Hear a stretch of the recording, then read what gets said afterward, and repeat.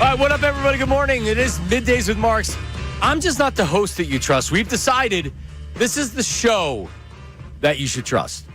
Along with Ray Dunn, he's in the number 2 chair today.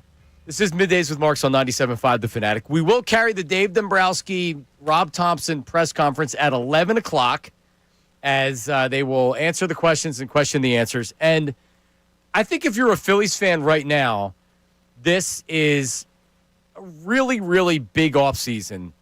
And this just isn't about signing Kyle Schwarber and bringing back JT Realmuto, because as much as I think that's what they're going to do, and I mean, I guess it's what they should do, it also doesn't particularly feel all that great that they're more or less running it back with a bunch of guys in their early to mid-30s, and that's kind of it. And then you're trying to improve in the margins, and you're going to sign a guy to a platoon contract and everything else, because the core of this team, if they bring back Realmuto, if they bring back Schwarber, remains the same unless they make a big splash move. And it won 96 games last year. They're one of the best teams in Major League Baseball. I mean, if you're looking at this from a positive point of view, they lost to the Dodgers in a very close NLDS where any of the games could have went either way, except the one that they won. And I don't have the same, not that there isn't some pessimism with the Phillies' future from me, because there is, but I don't. Last year I was really annoyed because they played so well in the beginning of the season, and then after the All-Star break, they were very average. They were a 500 team, and you had to know when you went into the playoffs that it wasn't going to be great. I did not have that feeling this year, and honestly, I don't think they played like that, even though the big three didn't hit.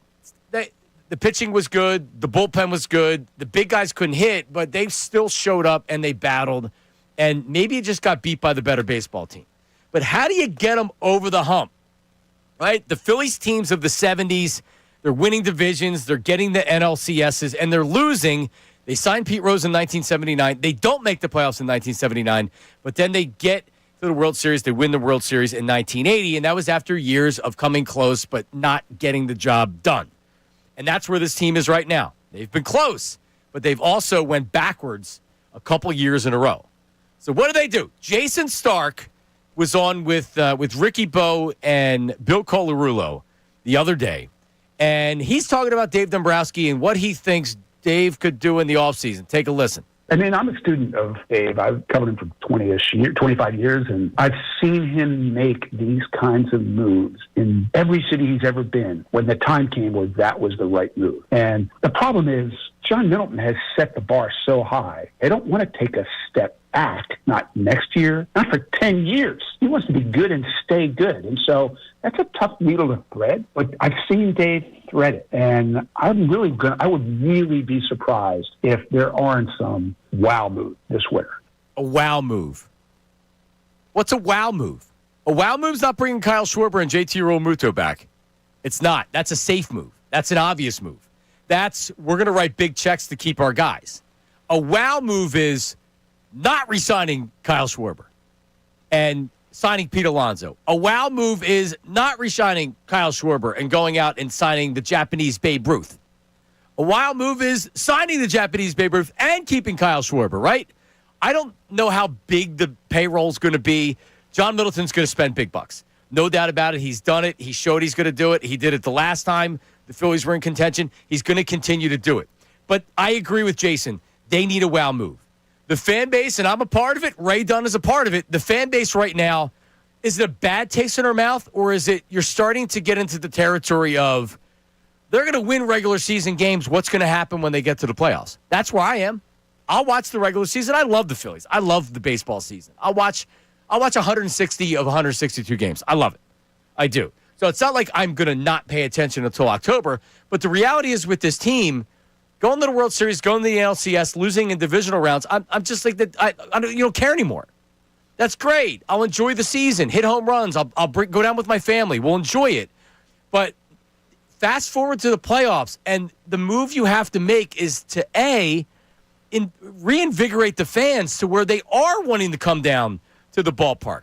The Phillies are able to have a payroll as high as they can because we pack the ballpark. even if they're winning 92, 93, 95 games, after a couple of years, that luster wears off. So bringing in a star or another player or that wow move, it really is what the Phillies need right now. Because I need it as a Phillies fan. I do. The biggest thing is, what can you do to get them back to the World Series and win a World Series? And is that a wow move? It doesn't have to be, but running it back with this core cannot happen. And I don't think it's going to happen. And Dave Dombrowski, I can't wait to hear what he has to say at 11 o'clock today. And I can't wait to hear what Rob Thompson has to say as well. Because the reality is that his hitters, his star hitters, haven't been hitting in the playoffs. And we're going back now 3 playoff years. And if he can't figure it out and he can't get these guys and push buttons to put these guys in positions to be good, even if it's not his fault and that's impossible, he's going to have to go. They got rid of Danny Ozark after 1979. They did miss the playoffs, so it was easy to do that. They hired Dallas Green. Those players didn't like Dallas Green.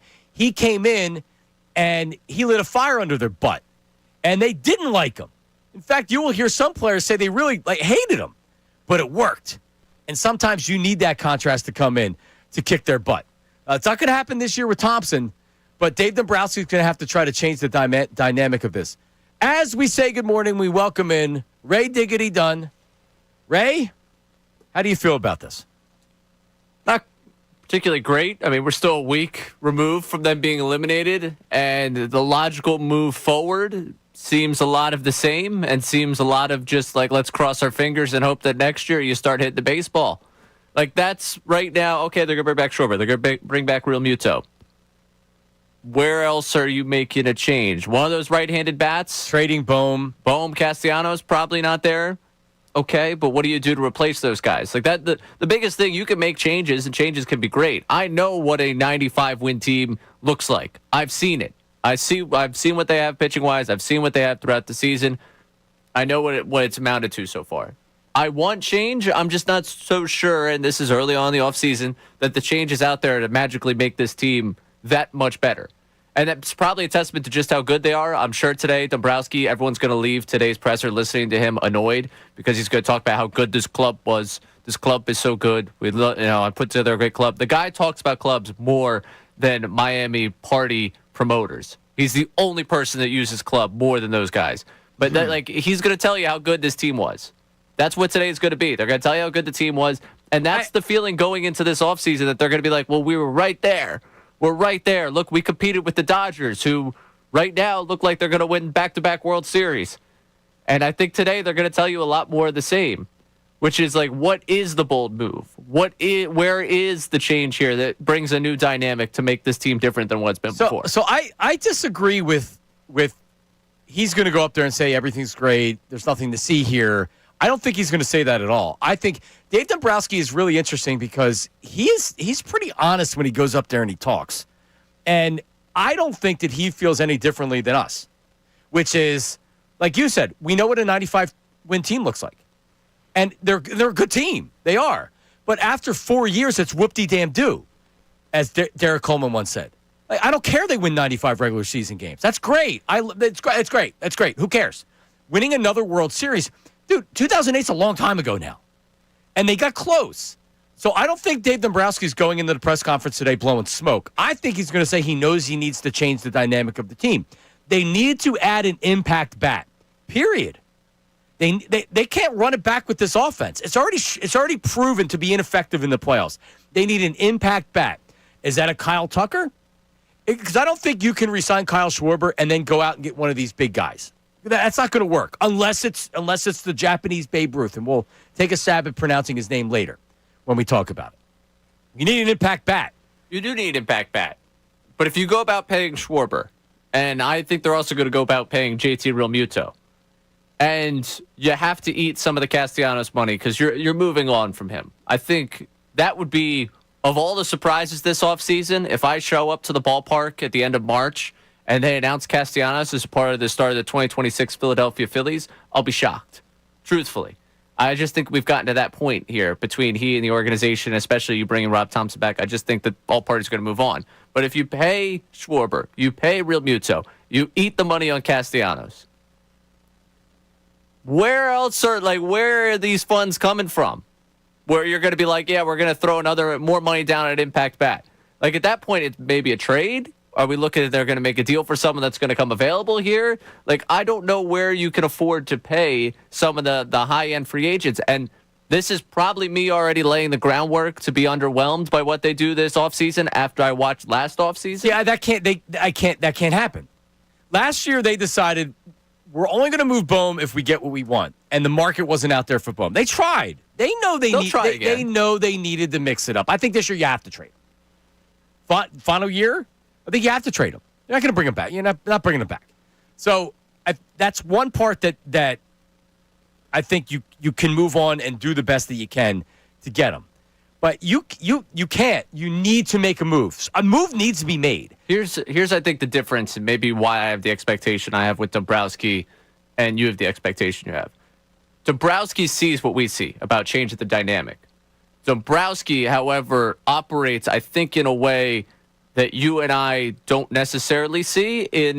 He's like, yeah, I've got a 95-win club that if things went just this much differently, that's the difference between me and winning a World Series. Yeah. And he's not going to move Bohm for the sake of moving Bohm. He's not going to move off of a guy for the sake of moving off of a guy just to change the dynamic because he's going to look and say, am I better with Edmundo Sosa as my everyday third baseman? Am I better with Otto Kemp as my everyday third baseman? Are you better with Bregman and not Schwarber? Well, but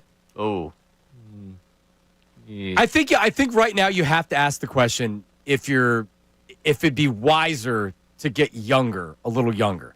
Right now, and we got a break. We'll take reaction on the other side. 610-632-0975. Dombrowski and Rob Thompson speak at 11 o'clock. We'll carry it for you.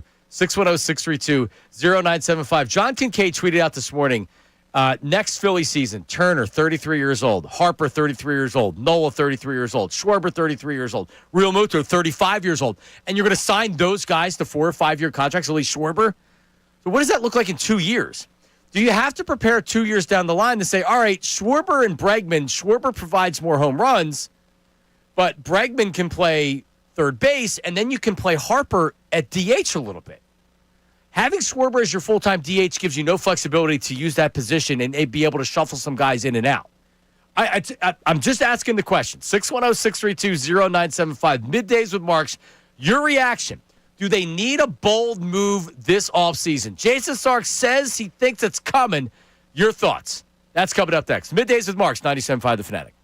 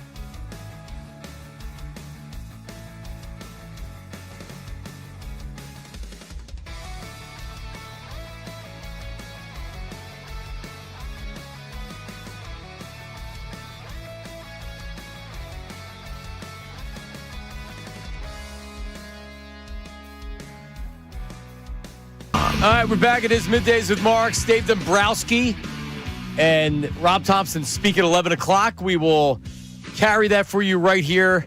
I'm expecting some honest answers from both of them. This could be their last season as general manager and manager. If you make the playoffs and you lose in the opening round again, are you bringing Rob Thompson back? You don't know the details of what happens in the season. Probably not. And at what point does Dave Dombrowski say, "Okay, I'm going to go to Nashville, go back to Nashville, or go on to my next project or whatever"? Maybe not after next season, but you never know. So this is, at least when you look at it from that perspective, they're trying to win right now. So the hell is setting up for the future. How do you win right now? A bold move is needed. On the text board, 610-632-0975. Also, feedback. Feedback is the last segment of the show. Anything that we're talking about, you can text 610-632-0975. Just put feedback. Make sure you put your name and your location so we know exactly who it is. And then we play that for you at the end of the show. We have a unpaid AI voice actor that voices whatever text or email that you have, because you can also email feedback. It's 975feedback at 975thefanatic.com. We'll take some phone calls. I want to get some text messages, and then we start with Christian on the phone line. What's up? What do we got on the text line there? All right, first text of the day. First person sending Harper back to the outfield. Crawford plays center, get rid of Castellanos, put Harper back in right field, then sign Alonso to play first. Yeah, you're not going to be able to afford it, right? There's no plan of Schwarber in that text. So no Schwarber. I don't know if that person's bringing back Schwarber, but I don't see it in that text. I think they're assuming Schwarber's coming back. Can you have Schwarber and Alonso? Sure, if we just open but realistically. Yeah, no, probably no, not. Right? I'd imagine not. It'd be hard to give. I don't think Alonso's getting $300 million, but is he getting $200 million? 150? Here's the deal, Boris. You go take Suarez to the highest bidder, and you want your biggest client, the face of baseball for a long time, Bryce Harper, to get a ring. You bring Pete Alonso here, and you bring him here, and we'll figure out how to get you the money. We'll do all the LA Clippers circumventing of the luxury tax, whatever you need, Scott Boras. We need collusion. Yes. He did it in Washington. It was well known that him and Mike Rizzo, their GM, were. Yeah, look at all the Boras clients that were on that team. Let's make it happen, Boris. Look at me, Scott. I can call you Scott. We're friends. Bring Alonso here. We'll figure out the money. We'll figure out the bank accounts. We'll wire it to you somehow. It'll all work out for all parties involved. We'll get a ring. We'll get a parade. John Middleton can start a shell company in Eastern Europe somewhere. And, I'll take the liability of it. If it means a parade down Broad Street for the Phillies, I'll do whatever I have to do. Okay. All right. There you go. Any more? Yeah. We got Vince, who's going down this line of thinking. Wow move. Middleton sells a minority percentage of his team to a deep pockets entity that gives him the money to compete with the New York teams and the Dodgers financially. He is doing that. He's slowly. You don't have to spend as much money as them. And by the way, what did the Mets do last year? What have the Yankees done since 2009?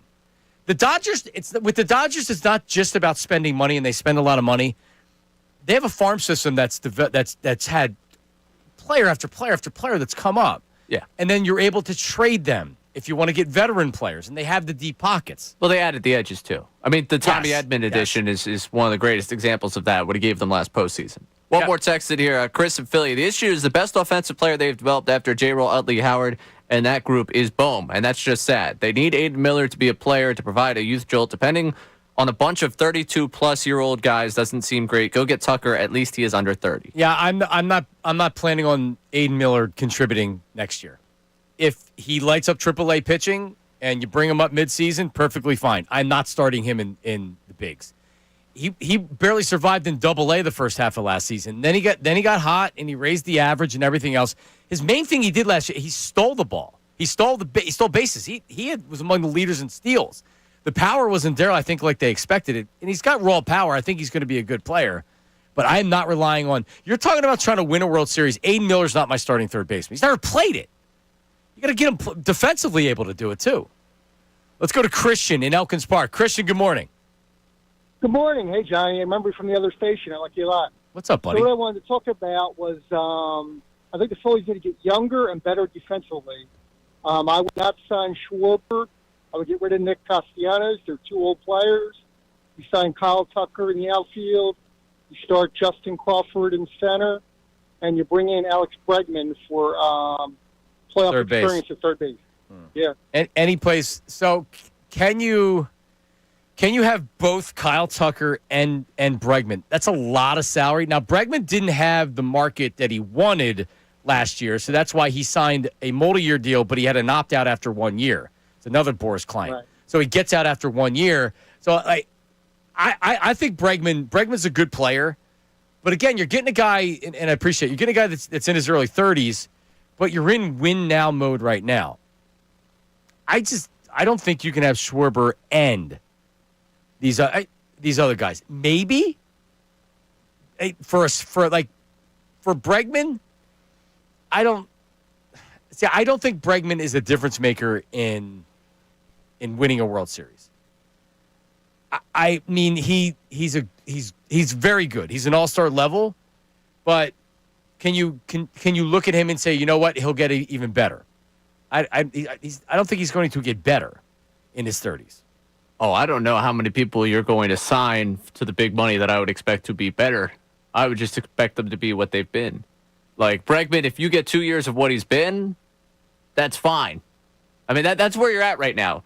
Unless you are the one that outsmarts everyone and gets the young guy that's been undervalued and he ends up turning into something for you, or you go get Japanese Babe Ruth.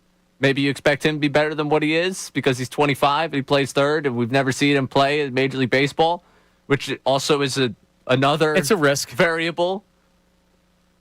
That's the issue. Like, how many guys do you think on the opening day roster for the Phillies in 2026 have the arrow pointing up? That's a great question. I mean, Crawford could bat 190 next year. I don't know if you can say that he's going to be a rookie. If he's a starter, he's a rookie. I don't know how he's going to react. He would be one that I would say the arrow is pointing up just because we like. Yeah, but I hear you. You go from no experience to some. Like, maybe he ends up being bad, but like the fact is, age-wise, Schwarber, it doesn't get better than it got last year. Harper, I don't think it gets better than what we've seen in Philadelphia so far. Turner, I don't know if it gets better than what it's been in Philadelphia. No, the arrow's not pointed up on those guys. So the point you're making is correct. With Crawford, I mean, is the arrow pointed up? It might be pointed down. I don't know how he's gonna react when he gets to the bigs. Is Bader coming back? I don't think his arrow is going to be pointed up based on what he did. You think he's going to do better than he did last year with the Phillies? I don't think he's going to do better than the 2 months he had with the Phillies, and I was a big fan of the trade. Yes, Bregman's like a mid-20 home run guy batting 260. Is that really never had a? I mean, he's a good player. He's an above-average player. He plays premium position defensively, and he's a good third baseman. All right, 610-632-0975. More phone calls, more text messages. Jason Stark gave a little insight into what the boom trade market, when the Phillies looked at shopping him in the offseason. What will it look like? We'll play it for you coming up next. This is Middays with Marks, 97.5 The Fanatic. Now on 97.5 The Fanatic Sports Update. Looking ahead, I'm Ray Dunn with this Fanatic Sports Update. Rob Thompson and Dave Dombrowski will meet with the media today at 11 as they turn their attention to the offseason. We will carry it live for you right here on Middays with Marks, carry the remarks, everything they had to say, and react to it with you throughout the day. As for the Birds, they're looking ahead to their matchup with the Vikings this weekend in Minnesota. Jalen Hurts and A.J. Brown both downplayed any problems in the locker room when they met with the media yesterday. Nick Sirianni talked about how grateful he is for adversity that they've overcome before. Think back on your old experiences. You look back at adversities that we've had. I'm thankful for those. Obviously, this is a new year and new things, but I'm thankful for 23. I'm thankful for how 24 started off because it put us in a position to do what we ultimately wanted to.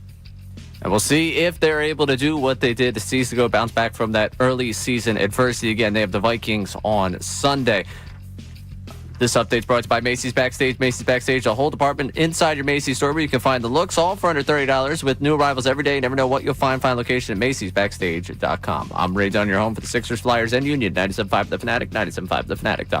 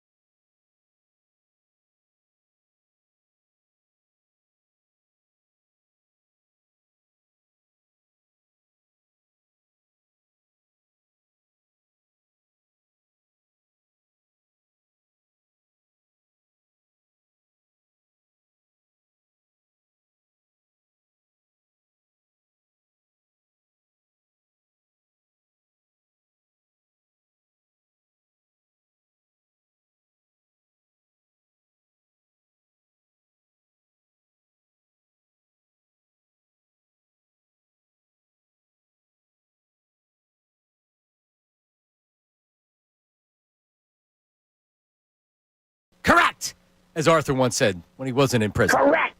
So we have some YouTube chat off-season plans and texts as we await Dave Dombrowski coming up at 11 o'clock. What do we got there? All right, Ray we'll Diggity? go to Kieran to start. Trade Casty, eat the money. Trade Bohm for whatever. Let Schwarber walk. Trade Walker, eat the money. Sign Bregman, Alonso. Move Harper to right. Sign Bader. Bring up Crawford. And trade Marsh for reliever help. There's a lot there. If I'm moving Bryce Harper anywhere, it's the DH. I'm not moving him to the outfield. You want him to play less games, put him in right field. Let him crash into a wall a couple times. No, he's a first baseman or a DH. And honestly, it goes into the Schwarber conversation. Schwarber has to be the DH. You can't put him in left field more than maybe a game or two, if that, which means Harper can't be the DH. And at least he needs to be a DH at least some of the time. So I love the idea of trading everybody and signing all these big names. It's just not realistic. All right, what else do you have, Ray? All right. Well, if you want to be unrealistic, this was a great text that we got here. Cool. And shout out to, I don't have it, Steve in Jersey for this one. Phillies pack the ballpark every night. There's no cap yet. So I'd re-sign Schwarber, JT, and Bader, then sign Tucker and Alonso. So just for fun, put together a lineup. Turner, Schwarber, Harper, Alonso, Tucker, JT, Bader, Crawford, Stott. Awesome. Yeah. Well, let's get the Japanese Babe Ruth while we're at it. Who cares? Let's just get everybody. But the text line seems to believe, yeah, you can have Alonso and Schwarber. Another text, we can have Alonso, Schwarber, Harper on the same team, the bang, 1, 2, 3, and that'll be because Rob Thompson refuses to put a true power hitter at cleanup. So a question that should be asked today of Dave Dombrowski is how much payroll can you add? How much salary can you add? Because getting rid of Castellanos and what does he make, $20 million? You're going to have to eat, I don't know, $12 million of that? If I'm a team that needs a bat, and Castellanos is a pretty good player. Like he's done relatively well here. He's been productive, hasn't been a disaster. It's time to move on. Like he's worth $8, $9, $10 million on a final year of a contract. If I'm a guy that needs a team that needs an outfielder Or a DH. DH, right? But just to walk down this path, since you mentioned the money that might be there to spend. So in the break, I went Spot Track, tried to put together this. So JT, $23 million this year. Schwarber, 19. Kepler, 10. Ranger, about 9. Romano, we can also round it off tonight, 8.5, 9. And then Joe Ross for 4. Those are just like the bigger contracts that I remember from last offseason coming into here as being the expiring contracts. 42, 52, 61, 70. That's $74 million Is coming off the books. Right, but you also have to, did you include raises? Guys make more money. Another year of arbitration, you make more money. Even if we say 65 is there to be played with, just throw it out there. Schwarber, we think 35. Let's just say 35. 35. Now you're down to $30 million. I saw a projection, which I think is crazy, that had Suarez making like $160 million over on the contract, and JT making 2 for 23. And this is Spot Track market values for Phillies free agents. Ranger 6 for 161, Kyle 4 for 99.6. Yeah, it's the lack of fielding. I mean that's where that value comes from. He had 56 home runs. You think he's getting $25 million a year? No, I'm just telling you where it comes from. The computer isn't going to factor in the 56 home run season. It's going to factor in a designated hitter in his 30s. JT 2 for 26. This thing's way off. JT 2 for 26. Bader 2 for 20. That makes sense. You signing that? Bader 2 for 20? Dude, Yeah, I would do that. Bader's never been a starter. Look at his starter. Look at his stats. He's never been a full-time starter. I don't think he's ever had 500 at bats in a season. I think he's more like the 3 and the 400. And I know listen, he had real impact last year. He did. He's good. He's a good player. And I'm not saying not to bring him back. I'd much rather bring him back on that 1-year mutual option than give him another year. Well, that's a mutual option. If I'm him, I'm not opting into that. Look at the end of the season you had. Okay. Does that mean that somebody else is giving you more money? Well, I mean, I would test the waters on that for sure. Okay. You play a premium position defensively. I don't disagree that he's going to opt out because he probably is going to have a bigger market than that. Yeah, Bader he's never had 500 at bats in a season. Until this year. No, 448. He had 501 plate appearances. Okay, so plate appearances. This year was the first year he had 501 plate appearances. What does that tell you? And he's 30. He's 31. It's not like this guy's like, oh, he's coming into his own. He's a platoon player. He's a platoon plus player. he's your starter, but yet he's not playing all the time, or he's injured. Yeah, I mean, as a center fielder, defensively, what he gives you, if you believe that the adjustments he's made at the plate is something that could stick long term, and long term being the next couple of years, he's a starter. Okay. I mean, if you want to move off of him and we could do the whole Rojas and Marsh thing in center field again, I'm all, listen. But the point is, if you bring Bader back, that's another $10 million that you're spending. I got it, but your lineup gets worse. Okay. Yeah, he was an impact bat for sure. Like Absolutely. I'm fine if you look at $30 million available. But you have Crawford, who they played mostly in left field down in minor leagues. So where does Marsh play? I mean, defensively, you're going to be worse in center field next year if you don't bring Bader back. So if you think offensively that Crawford's going to be able to give you, I still don't like the outfield. I don't like the outfield. Crawford gives you no power for the most part. Correct, and a ground ball rate that I am very skeptical of, because they have more information on you in the bigs, and they are better at fielding their position in the bigs. They're going to be able to figure out where you're hitting the ball on the ground. Yep. But and then who's your right fielder? That's the thing. That's the thing about changing the dynamic here. They might change the dynamic, but is changing the dynamic going to result in a better roster day? Dave Dombrowski's coming up at 11 o'clock very shortly. We'll take some phone calls on the other side. 610-632-0975. Your text, your chat, and maybe the Japanese Babe Ruth. The Phillies are rumored to be interested. What would you think of that? We'll talk about him coming up in a little bit. Dave Dombrowski, Rob Thompson at 11 o'clock. Middays with Marks, 97.5 The Fanatic. Unfiltered with Ricky Bo, Bill Colarulo.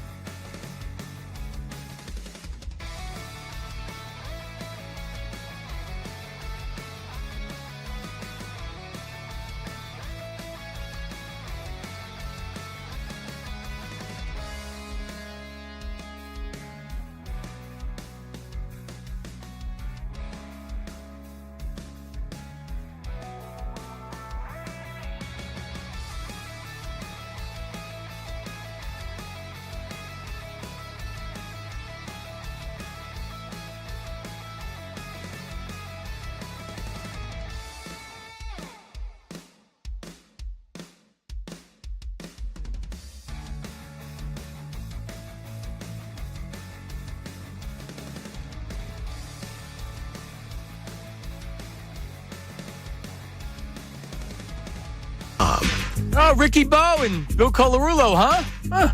Interesting. Who? Attacked yesterday on the air by Ricky Bo before he went on the air, while he was on the air attacking Ray Dunn. Oh, it's a whole thing that we'll get into. We will respond. Ray will respond at 1 p.m. today. Long story short, was it knockout last year? It was. Knockout tournament last year. Ray knocked Ricky Bo out, and Ricky Bo shoved him to the ground, tried to block the shot, shoved him to the ground, pegged the ball at him, and I'm not even exaggerating, visibly angry. It's all right there in the video. Video's damning. It is. It is. And I just can't believe a very innocent conversation about Sixers media playing against the Sixers coaches. Me Turned just throwing out there, oh, yeah, I knocked Ricky Bo out. Ha, ha, ha. Very fun. Turned into, I am going to end you, Ray Dunn. Yep. I've had a poster that's been put up for 2 years in this place of me being knocked out by Tom Alvord. Me? Hey, look at that poster. Ricky hears one word of him losing in something, and the whole world has to end. No, and he wants you one-on-one in hockey. He wants to check you in hockey. Yes. And then we get attacked. I had heard that you, on, what's the name of the segment they do? We hear you. We hear you. You had sent a voice memo in and said, we'll respond today, and we will at 1 o'clock today. He also blocked me on Twitter. That's not surprising. What's the point of that? You can't block me in these hallways. He can't handle seeing the feedback that people are giving. What are you losing from? It's unbelievable. He had a video response to it where he was saying he's always yapping. Blah, blah, blah. He called me a 4'4" lumberjack yesterday at the end of the segment. All right, Ricky. All right. You'll see. Listen, you got something that's coming your way. Trust me. You mess around with the show that you can trust. Yeah, that's what happens. Middays with Marks. Ray Dunn, we don't mess around. Nate, Dutsy in the back. Listen, all right? You don't mess with us. You don't know this yet, Ricky. At 1 o'clock, you're going to have to listen to our response. Don't mess with Dutz. No, you don't. That man controls the narrative. He certainly does. He controls the social clips. Yep. We'll have the world after you. Don't mess with the show. Don't mess with us. So 1 o'clock, 1 o'clock, that's going to happen. Also, coming up in the 1 o'clock hour, first time we're playing this game, it's called Put 'em on the Spot. And Nate, our associate producer, Nate Tennyson, is being put on the spot. And we'll explain all of that coming up here in a matter of no time. Dave Dombrowski coming up at the top of the hour with Rob Thompson. They question the answers and answer the questions. You mentioned before Jason Stark about the Bohm trade market because they 1,000% tried to trade Alec Bohm last year. It was silly what they were asking for. They were trying to trick teams into giving them a frontline starting pitcher because they said, like, hey, would you like our all-star third baseman? And the response was, no, not for that. So here's Jason Stark talking about that. The price was very high. I talked to a number of teams that talked to the Phillies about him. And to my understanding, shopped him as you're trading for the guy who started the all-star game at third base. To get a guy like that, you need to give us X. I don't think the price tag will be as high this time around. I don't know how it could be. He's a year from free agency, gone from a guy who looked like he's going to hit 50 doubles to a guy who barely hits 20 doubles. It's just different. So maybe you package Alec Bohm with some other stuff to get pieces you need that maybe then replace in free agency. I don't know. I just think the equation is different. Dave knows now he has to make the big changes in the group. He's got Aiden Miller looming, who, he's probably not in the picture next year, but he's on the left side of the infield in 2 years if all goes according to plan, or a year, or maybe the middle of next year, or late next year. So it's a different set of circumstances now. That's what I see. Yep, Jason Stark, we hang out in the same spots because he essentially said what I said, or I said what he said. More with it. But, yeah, they got to move him. Is Alec Bohm a problem in the clubhouse? I'm not going to say that. Would they be better with a different dynamic and a different personality in there? Yes. Alec Bohm had been, I'm not even going to say a problem. This is what it was. Remember, he got benched against the Mets. He's been a big baby. I don't think he's a bad guy, but he definitely, everything that I heard was that there was just a lot of fatigue with his personality and his moping and things like that. And They need somebody that comes in there. They need a different personality in that locker room or in that clubhouse. for sure. Again, change the dynamic. All for it. Can totally understand how that personality can drain you. The production that they got from third base while he was hurt this year was borderline offensive to baseball. Was it? Yes. It was horrid when Kemp and Sosa filled in for him in July. It was one of the worst in baseball. Sosa, very good as a platoon guy when he's being exposed against left-handed pitching. Agreed. When you put him up against right-handed pitching this past season, it was not good. And I love Edmundo Sosa. He's a guy that I want back on this roster next year for sure. If you had to give me like 10 guys on this team that back next year, Sosa's one of those 10. I want him back on this team. But he and Kemp cannot be any bit of the plans for an everyday third baseman. It can get worse production-wise from third base. Okay. All right. Agreed. You could go with those two guys. You could sign somebody in free agency, and you're right. The production could be worse. But, I mean, sometimes isn't it an addition by subtraction? Just taking him out of there. You can't just put anybody at third base. It's a corner spot. You need some level of production. And to be fair, Alec Boehm has been an RBI producer. He's not a home run hitter. Right. He's been an RBI producer. The problem with the lineup is he's your cleanup hitter. Come on. Yeah, no, it's a problem. Give me a break. It's a problem. It's part of the problem is you spent $20 million on a right fielder that should have been your cleanup hitter. But, hey. Yeah, the Castellanos, but again, $20 million really for what players make these days. Sure, he's overpaid, but he's not. He wasn't a total disaster. I don't know. Dave Dombrowski and Rob Thompson next. What do they have to say? We'll carry the press conference live coming up at 11 o'clock or whenever they come. We'll grab them.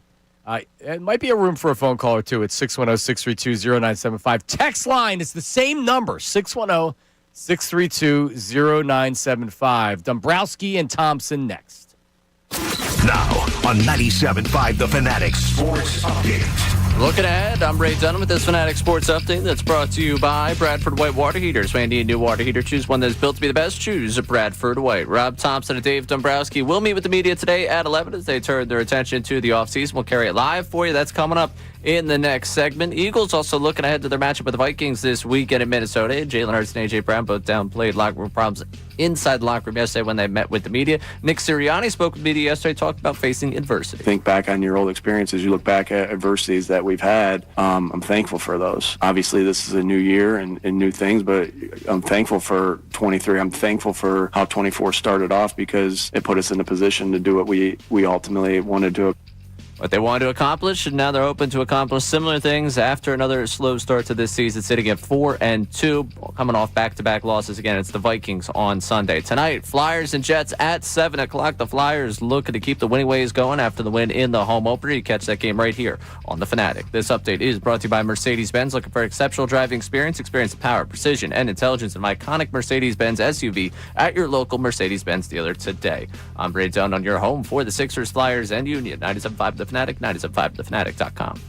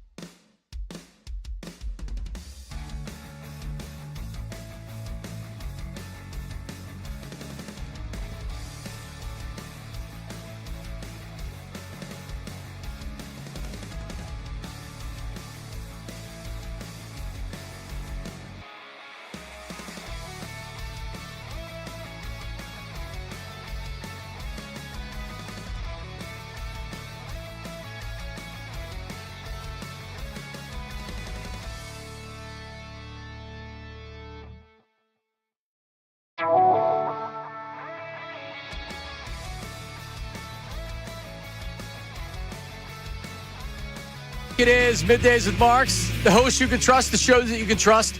Because who wouldn't trust a host wearing the flowered shirt that I'm wearing today, Ray Dunn? Very trustworthy looking guy. Were there more comments after I told people did YouTube did the? They didn't need any more spark to that fire. No. No, it's been a wild blaze for them. All right, listen. Men and women, I'm sure, are alike, saying he looks very handsome in that shirt. So I thank you. I don't even need to look at the comments. I know what they're saying. Yeah, there's no need to. No need to go look at those comments. I had some guy on Instagram, Dave Dombrowski coming up in a second. I had some guy on Instagram, and I don't look at my comments a lot because of guys like this. But he's like, you were a Missinelli call screener, you loser, like you living in your parents' basement when you're 30 and like all this other stuff. And I'm like, why are you so angry? What is wrong with you? Why are you so angry at me? Just like, don't listen to me then. You don't like me. Also, could you come up with something better than you were a Missinelli call screener that describes like half of sports talk radio in this town? I did screen his calls while I was producer. I was going to say, but saying that about you, it's like, okay, then you just hate everyone in this town. When I worked with Mike, you have a call screener. I know. It's Nate's a beautiful thing. Yeah. Nate is a godsend. And he does a ton of work back there. We had interns back then that would do some of the call screening, but I wanted to screen calls because if we were taking a lot of calls, then it was very important that we got the callers ready and they were good callers. So yes, I did screen calls. But I know people are wild out there. Our YouTube chat, I appreciate our chatters. And it's a great way if you want to watch the show, listen to the show, you can actually watch live and be involved. There's a community that we build.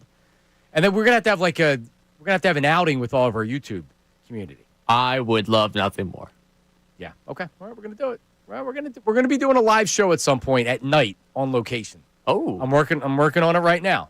Yep. At night. I'm working on it. I'm gonna try to talk to the good people at McGurk's up by us. Ooh. And maybe we have a little, guys' night, dad's night out, like a Thursday night or something. It's I'm starting to move on it right now. All right, I like the sound of that. It sounds like fun. And then all like the YouTube community can come out. All of our listeners can come out. Herb can come out. Northeast Philly. You think he's going to go from the Northeast all the way up to Royersford? Absolutely. Okay. Herb was an Uber driver, but they fired him. What? Yeah. Oh, Herb's had many, many different lives. Yeah. I think Herb got fired from both Lyft and Uber. Aw. You're listening to 97.5 The Fanatic, WPEN and WPEN, HD1, Burlington, Philadelphia, Beasley Media Group station, broadcasting live from the Comcast Business Studio, powering possibilities. I believe when Dave Dombrowski, and you're going to let me know when they come on there, Ray, when Dave Dombrowski and Rob Thompson take the podium, that it is going to be a hey, we have a very good team, but right now that's not good enough, and we need to, I'm not going to say that they will talk about making changes like that, but I think that they will be transparent in saying that this will be a different team next year. What that means, will there be a bold move? He'll be asked about payroll. Does he have enough money to make another big play? I'm like this Japanese Babe Ruth dude who's 25 years old. He had 56 home runs in 2022. The Phillies have been trying to get a Japanese player here each year that they come out, and there just hasn't been the interest because the Dodgers and a West Coast team makes more sense because it's closer to Japan. But the Phillies are interested. It's going to cost you probably $300 million to do it. And they already have a couple of $300 million players on their team. And he's 25 years old, but it's also a huge risk. You don't know. He gets to Philadelphia and he doesn't hit, and we start going nuts on him. What happens? His walk rate as he's gotten older, and he's only 25, has went down. Strikeouts are going way up, walks are going way down, but he has big power. And he won the Triple Crown in 2022 as well. So that's potentially someone they could add. To me, Kyle Schwarber looks like a lock to come back because ultimately the owner is going to make that decision. And I would be shocked if Kyle Schwarber wasn't back based on his production at the plate and also what he means to this clubhouse. He is the leader. Bryce Harper isn't a lead by rah-rah, I'm going to get everybody and say, guys, team meeting, let's go. Bryce Harper, when he's got something to say, he'll say it, but he leads more by example, and he's Bryce, and he's a dude. He's a baseball dude. Kyle Schwarber's the vocal leader in there. They could use another veteran leader. JT's the same thing. I don't know, man. Any Latino players you could sign? Kind of one-sided in the Phillies clubhouse. Just add a little bit more of a dynamic into there. So, I don't know. Dombrowski's coming up here momentarily with Rob Thompson. And also with Rob Thompson, what is Kevin Long, their hitting coach, coming back? Are they going to announce that today? Or are they going to say, I would assume that they would have to say he's coming back or he's not coming back. Are they going to waver on it? I wouldn't think so. They should have a plan for what they're doing if they're moving on for some of the hitting coaches and bench coaches or whatever. Maybe they just don't answer the question. I don't know. But I want to know from Rob Thompson, what gives? Your stars aren't hitting. What can you do? All right, here it is. Dave, what went to the decision to bring back Rob? Was there any serious conversation about perhaps not bringing him back? And is there any extension in play for him? Well, there was really not much other than the perfunctory after the season, because you're so much in the middle of everything taking place that you're not really focused on that nor anything else, which we've had to do a lot of things of that sort after the season. But really, he was already signed for this coming year, so it really was just a matter of moving forward and having conversations in regards to a lot of different topics with him. I do think at some point we talked that I would look at adding in a year into his contract at some point this wintertime. It just was not. There's been so many other things we've had to tackle in the meantime that that hasn't been the highest priority for him nor us. But we will hopefully do that sometime in the wintertime. Go over right on the right here with Bob in the second row. Dave, close series against the Dodgers, obviously. They're doing what they're doing now. Does that dictate it all to you? It shows how close you were, dictate maybe how much or how little you might want to do this offseason? Well, the Dodgers have a really good club. I mean, first of all, they're the defending world champs. We went head-to-head to them, really. I mean, those games, that series was very close. I think it just shows you, and it's really an emphasis for us, that we can get a little bit better in so many different ways. That's what you attempt to do, right? I mean, you're always looking to get better. But when you look back at that, I mean, they're really, that pitching staff that they're throwing right now, when their starters throwing as well as they are at this point, they're going to be tough for anybody to score against and to beat. It's really an exceptional staff. Snell's two-time Cy Young Award winner. I don't think I've ever seen him throw better. So if you're going to beat him, you're going to really have to do everything right. And we really were toe-to-toe with the pitching aspect of it. Actually, they hit less in the division series than what we did. But it just shows if it's a throw to one side of the home plate versus the other, if it's a bad pitch by a couple inches that gives up a 3-run homer at one time versus not hitting the 3-run homer yourself. If it is, unfortunately, a missed play at the pitcher's mound. If it's a missed call on a pitch that the umpire apologizes for immediately to your catcher. All those things are little things, and you just have to keep going. We're close to them. We battled them. And I think we're in the same neighborhood, but we didn't beat them, and we have work to do in order to do that. Okay, Todd on the left. Are there any other changes to the coaching staff, or is everybody coming back? Well, there's everybody's coming back, but we're going to have one change. We're adding a role this year to try to, again, make us maybe just a little bit better and add something. So we're going to add the position of Major League Field Coordinator, which a lot of clubs have now to their coaching staff. I think about 80% of the clubs have that. Mike Calitri is going to take that role for us. He's an ideal person. He's got the skill set to do that, continue to coordinate spring training and a lot of other things for Rob Thompson. And in turn, we'll look outside the organization to add a Major League bench coach to assist us and assist Topper in different fashion of different things. But everybody else is coming back. Is it important for the next bench coach, or important in your mind, to have somebody with maybe more in-game, game day experience to kind of be in Rob's ear during games? Well, managers use bench coaches in different fashions during a game.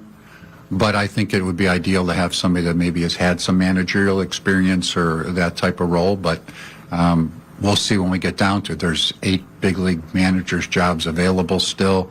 There's already 3 been hired. I don't know how all the things are going to shake out in that regard, but we have that role. We think Cal is perfect for that role. He's done such a good job for us in so many ways, but I think, again, makes us maybe a little bit stronger to have that type of individual on the staff. And anytime a team doesn't hit in the postseason, bullseye goes on the hitting coach's back. So what can you say about Kevin Long's, the job that he did, and Kevin Long's an exceptionally good hitting coach, and with Dustin Lin and Rafael Pena, I think we have a good hitting program.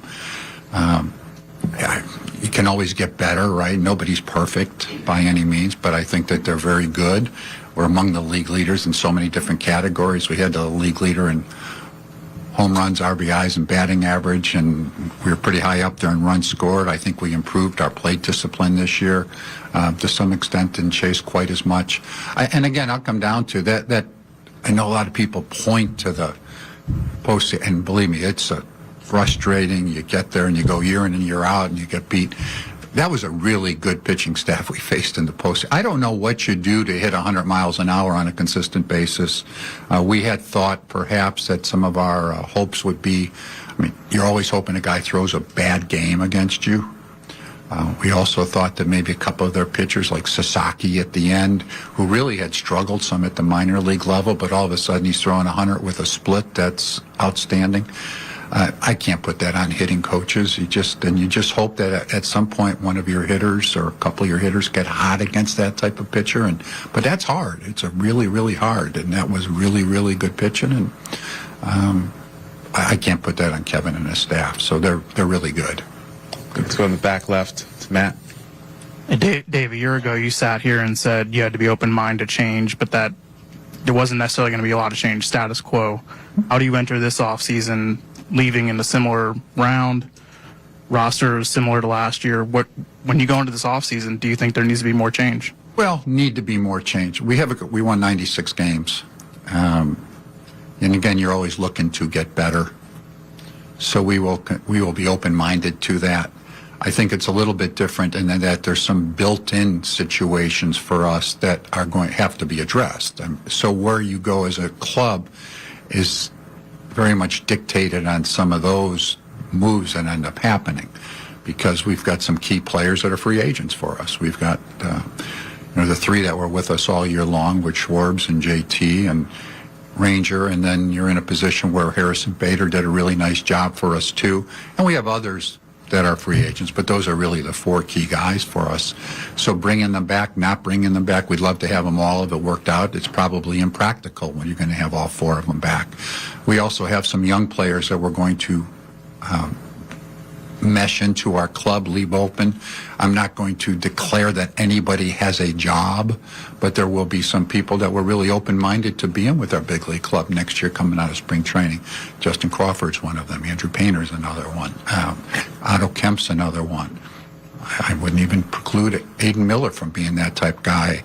We really like Gabriel Rincones, who's got a lot of pop in his bat and really hits right-handed pitching even better. So when you start seeing where you end up being those free agents, and then given some of the youngsters, I think you have to balance that equation, and then you end up evaluating other moves that you make.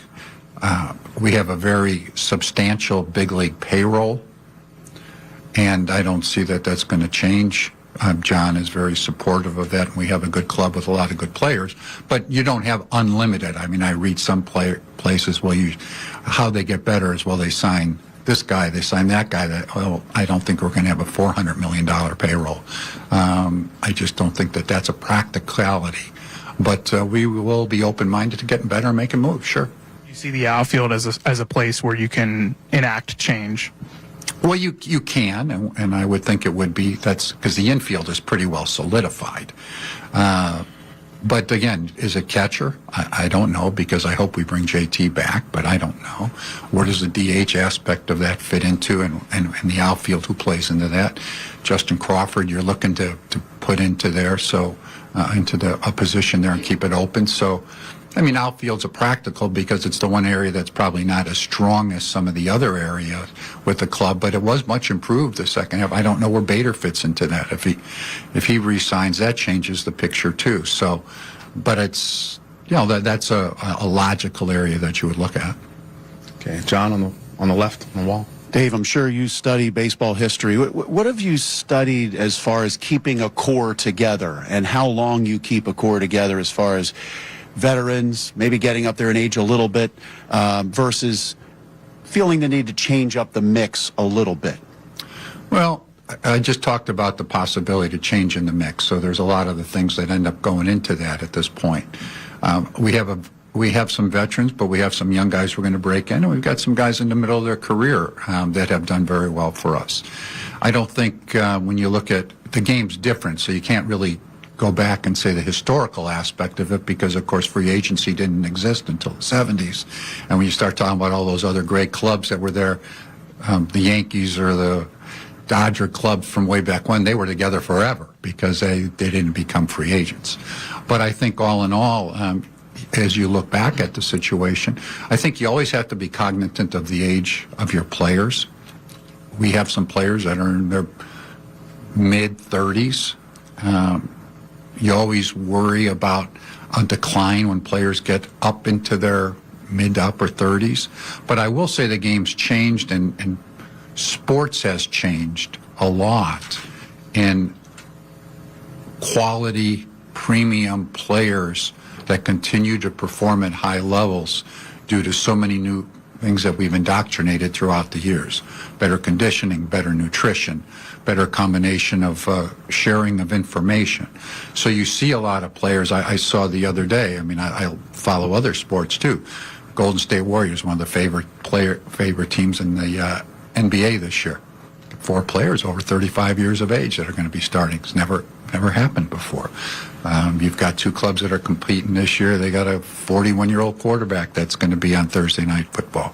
So you see more of that, but you also have to be cognizant that not everybody's like that, and there's exceptional athletes and how they work and how they take care of them and those themselves, and those are things that we know.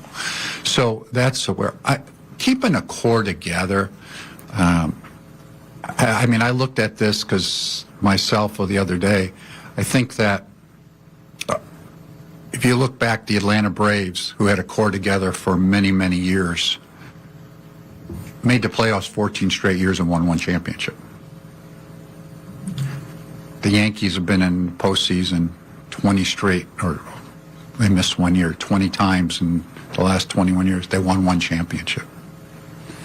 The Dodgers, until just, and of course you had the COVID year, they had a lot of years together with the core, and they won last year. And they've made some significant financial investments. They've done a great job, and they've picked the right players. So I don't think it's so much the core if they do well, but you also have to have that core, which you go back year in and year out. They continue to work hard. They continue to be driven, which I know our guys are. But you have to perform at the big levels at the postseason, which isn't always easy. And that's like when I saw this Dodger pitch, and it worried me going into the series because I watched some of those guys throw before we got here, and they got their guys healthy and right for us, the wrong time. So we'll see how long they can keep it up. Okay, let's go to Howard in the middle.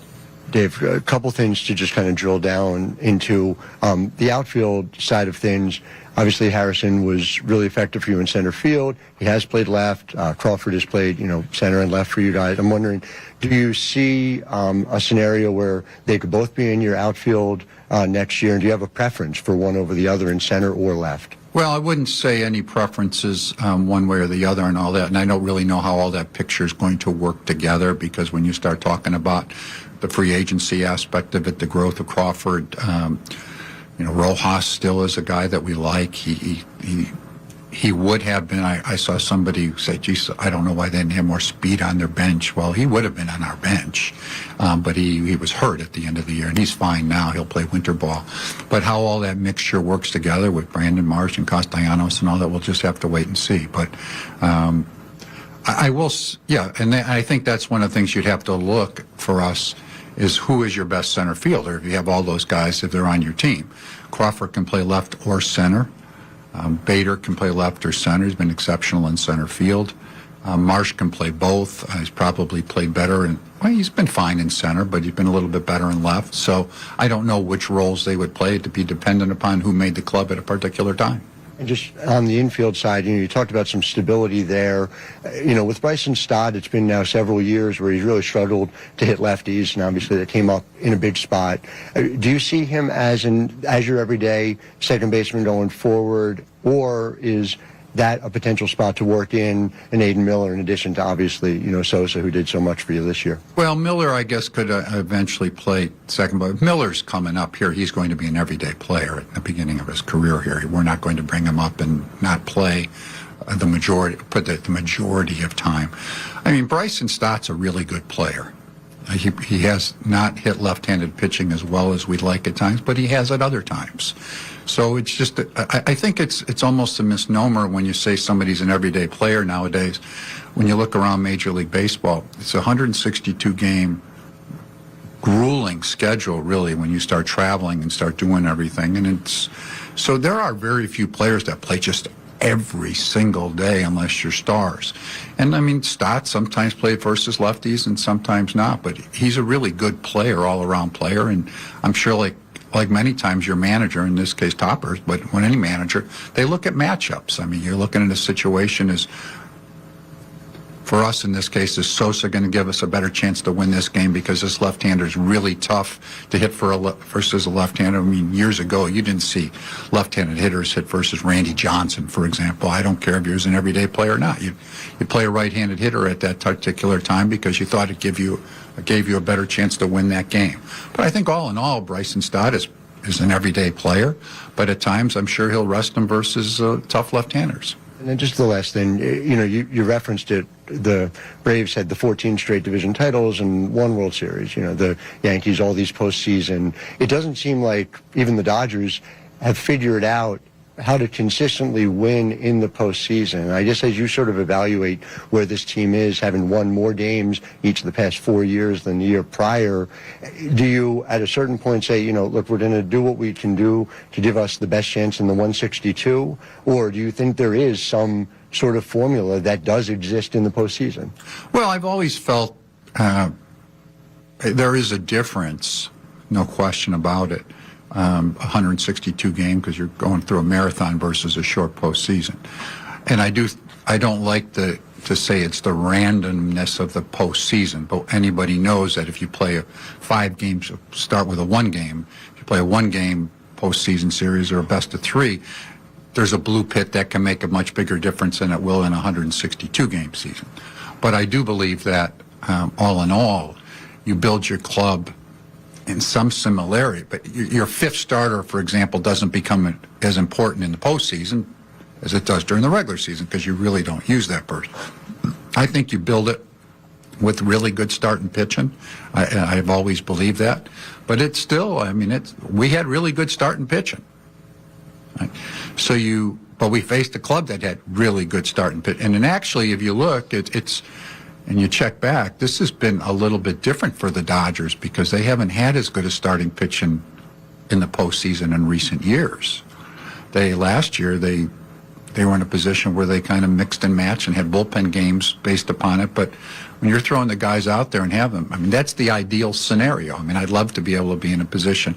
I don't know what's going to happen with Ranger, but all of a sudden you start saying, we have a healthy Wheeler, we have a healthy Sanchez, we have a healthy Luzardo, we have a healthy Nola at that point. And to me, that's an ideal way you go into the postseason, and you try to do your best at that point. But you still have to score runs. You still have to get. It's a fine line. And really, if you look back, and we've talked about it here, and this is not blaming anybody, right? It's the happenstance of how the game goes. The Dodgers, they didn't make very many mistakes. Probably game 4. Muncy misses that ball at third base. We score 8 runs. We outscored the Dodgers in the series, right? Doesn't make any difference. You lost 3 games.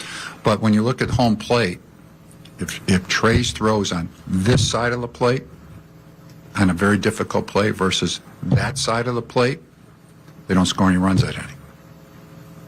Right? That's the difference. If Kirk makes that play in there, who knows what happens the next inning, right? They were struggling to score runs against us just as much. JT had told me that immediately the umpire apologized for missing the call strike 3, right? Everybody's written on it. He makes that call, strike three. They don't score a run. So that's how fine a line it is. Can be. But you still have to get hits. And, Teoscar Hernandez hit a big 3-run homer for them. We hit the ball out of the ballpark in the fourth game. But other than that, we really struggled to do so. But again, it's asking some very difficult. It's a difficult chore to do with what we're facing. Okay, front row here, Tim. Dave, there were a few moments this season where Nick seemed upset with his role and maybe with Rob to a degree. I know he's under contract, but can that relationship continue for another season? Well, we'll see what happens. I don't know. I mean, I'm not going to get into specific players that are on our roster under contract, but the things that you talked about are accurate, but we'll see what happens. And did Bryce come out of the season okay? He had the wrist injury at some point in the summer. Like, is that something you expect to have to be addressed at all this offseason? It's fine. Yeah, he's 100%. There was no issues at the end of the season with his wrist. Grace? Dave, what do you need to see from Justin Crawford to make you confident that he can be an everyday starter in 2026? Well, I think he needs to go to camp and just do what he's basically been doing. He's led leagues in hitting. He can steal bases. He's a good energy guy. He's a solid outfielder. So you just want somebody to come in and just keep their head above water to show you. I don't expect him to carry our club in the very beginning of the season, but you also don't want to put him in there where you think that he would, it'd be a bit too much for him. I don't think that's going to happen, but you still need to show it. But I don't know what else he really does at the minor league level at this point. He's hit 340 at the AAA level and leads the league in stolen bases, or among the league leaders in stolen bases. So it's really a matter that you just want to make sure you watch him, that you feel comfortable. And he has never been overwhelmed when he's been with us at any level, and we keep moving him up. And of course, he's got the Major League Baseball background. So you really want to just see that he just continues to handle himself the same way that he has. All right, that's Dave Dombrowski. A lot to react to. Ray, you were right. He came on and he was like, we were that close to beating the Dodgers. Every game was that close. He's not wrong in saying that, but you also don't get the idea that he feels urgency to make moves to change the dynamic of this team. There'll be moves that are made, but he said that it's impractical that there are free agents that are coming back. So if they're not going to, if he says that Bader, Ranger, Realmuto, and Schwarber, it's impractical for all of them to come back. If they let Ranger walk, that doesn't mean they're going to be able to add another salary. Just substitute Ranger for Pete Alonso. He's more or less telling you there's not going to be a major move. Do we agree with that? That he's say what I heard in that press conference was we were that close. If a pitch was called a strike, that was a strike. We get out of that inning. We might have beaten the Dodgers. Nothing's wrong here. Everybody's come. The staff's coming back too. No changes are being made on the coaching staff. 610-632-0975. They don't have. He says they it's not unlimited, the money they have to spend. He's open-minded in making moves. It's impractical for them to bring those guys back. Same staff. They're adding another major league coach, but the staff is back, and Phillies are fine. We were that close to beating the Dodgers. We were. If they called that a strike, we beat the Dodgers. We'll react coming up next. Middays with Marks, 97.5 The Fanatic.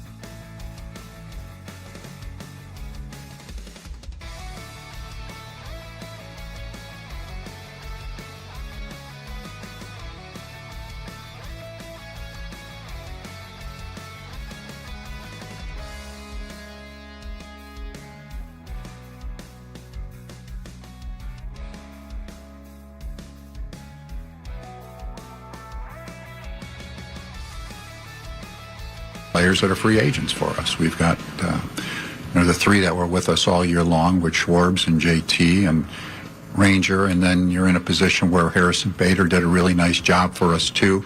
And we have others that are free agents, but those are really the four key guys for us. So bringing them back, not bringing them back, we'd love to have them all if it worked out. It's probably impractical when you're going to have all four of them back. Dave Dombrowski, impractical, and I think everybody knows the translation is that Ranger Suarez is not going to be back. Unless he doesn't have a market and he comes back, which is not going to happen.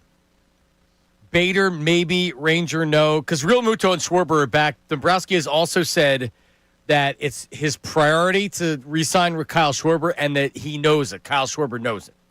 So Schwarber knows that Dombrowski, our priority is to re-sign you. He's going to be back. That should be no surprise to any Phillies fan out there. Bader could be a guy that prices himself out. I don't know. The problem is you got to replace him. If you're not going to re-sign Bader, then you're going to have to replace him. Well, but he called it impractical. So if he's saying it's impractical for them to bring those four guys back, you can't scratch out Ranger and then put Pete Alonso in there. You can't scratch out Ranger and put Bregman in there. What he's saying is that the team we have right now, I mean, tell me what the text line's saying and tell me what you think, Ray. What I heard from Dave Dombrowski was we were that close to winning. If they would have called that a strike and the umpire apologized afterwards, if they called that a strike, they don't score right there. That the Dodgers are a really, really good team, and we ran into a really, really good team, and the game was that close that was decided on what this player or that player. If Kirkering makes the right throw, maybe we win that game. And there's not going to be many changes. And he said that he's open-minded in making moves. He's rolling back the same team next year, essentially. No? Yeah, that's what it sounds like. It sounds a lot like what I felt like he was going to do, where it's like, hey, we won 96 games. It's a very fine line in a 5-game series against a very good baseball team. I didn't expect him to go all the way down the path of, if Turner throws that ball the right side of the plate, if Kirkering, I didn't think he was going to start pointing fingers at it. If Strahm executes on a pitch, if Kirkering makes that play late, he pretty much went down the line of all right, that Turner throw was the difference. He didn't mention the bunt and the wheel play, which I thought he was going to get to at some point. He mentioned Rojas being injured and not being able to pinch run. So technically that, I guess, goes back to the wheel play. Right. He mentioned Kirkering. He mentioned Strahm's pitch to Tasker Hernandez. He goes right down the line and tells you. And then he says, well, I know we got a hit. Well, how about that's the first thing you should be looking at? These guys haven't hit for 3 years. I don't know. My 610-632-0975. Phone lines, text lines, 610-632-0975. Maybe I'm still too emotional from it, but I wasn't mad at the team this year. But I'm definitely not entering the offseason, leaving the season thinking everything's fine. They won 96 games. We're good. Open-minded in making moves. What's a major move? They're not moving on from Trey Turner and Bryce Harper. They're bringing back Kyle Schwarber. He had said that Castellanos is gone and he knows. He just said, I'm not going to comment on any players, but what you said about Castellanos is correct, about him being unhappy with Rob and unhappy with his role in the team. So they'll get rid of him. If they have to designate him for assignment, Todd Zalecki had said last week, yeah, you can play it. Todd Zalecki on Nick Castellanos. Here it is. Here's Dombrowski on Castellanos. Here it is. It's a difficult chore to do with what we're facing. Okay, front row here, Tim. Dave, there were a few moments this season where Nick seemed upset with his role and maybe with Rob to a degree. I know he's under contract, but can that relationship continue for another season? Well, we'll see what happens. I don't know. I'm not going to get into specific players that are on our roster under contract, but the things that you talked about are accurate, but we'll see what happens. We'll see what happens. I'm not going to talk about specific players under contract, but what you said's accurate, and we'll see what happens. Adios, amigos. Hey, at least there's some honesty there. There was a problem. He could have said, those guys have talked it through. He's under contract. No, that's a Dave for the honesty there. I think Dave was honest the whole press conference.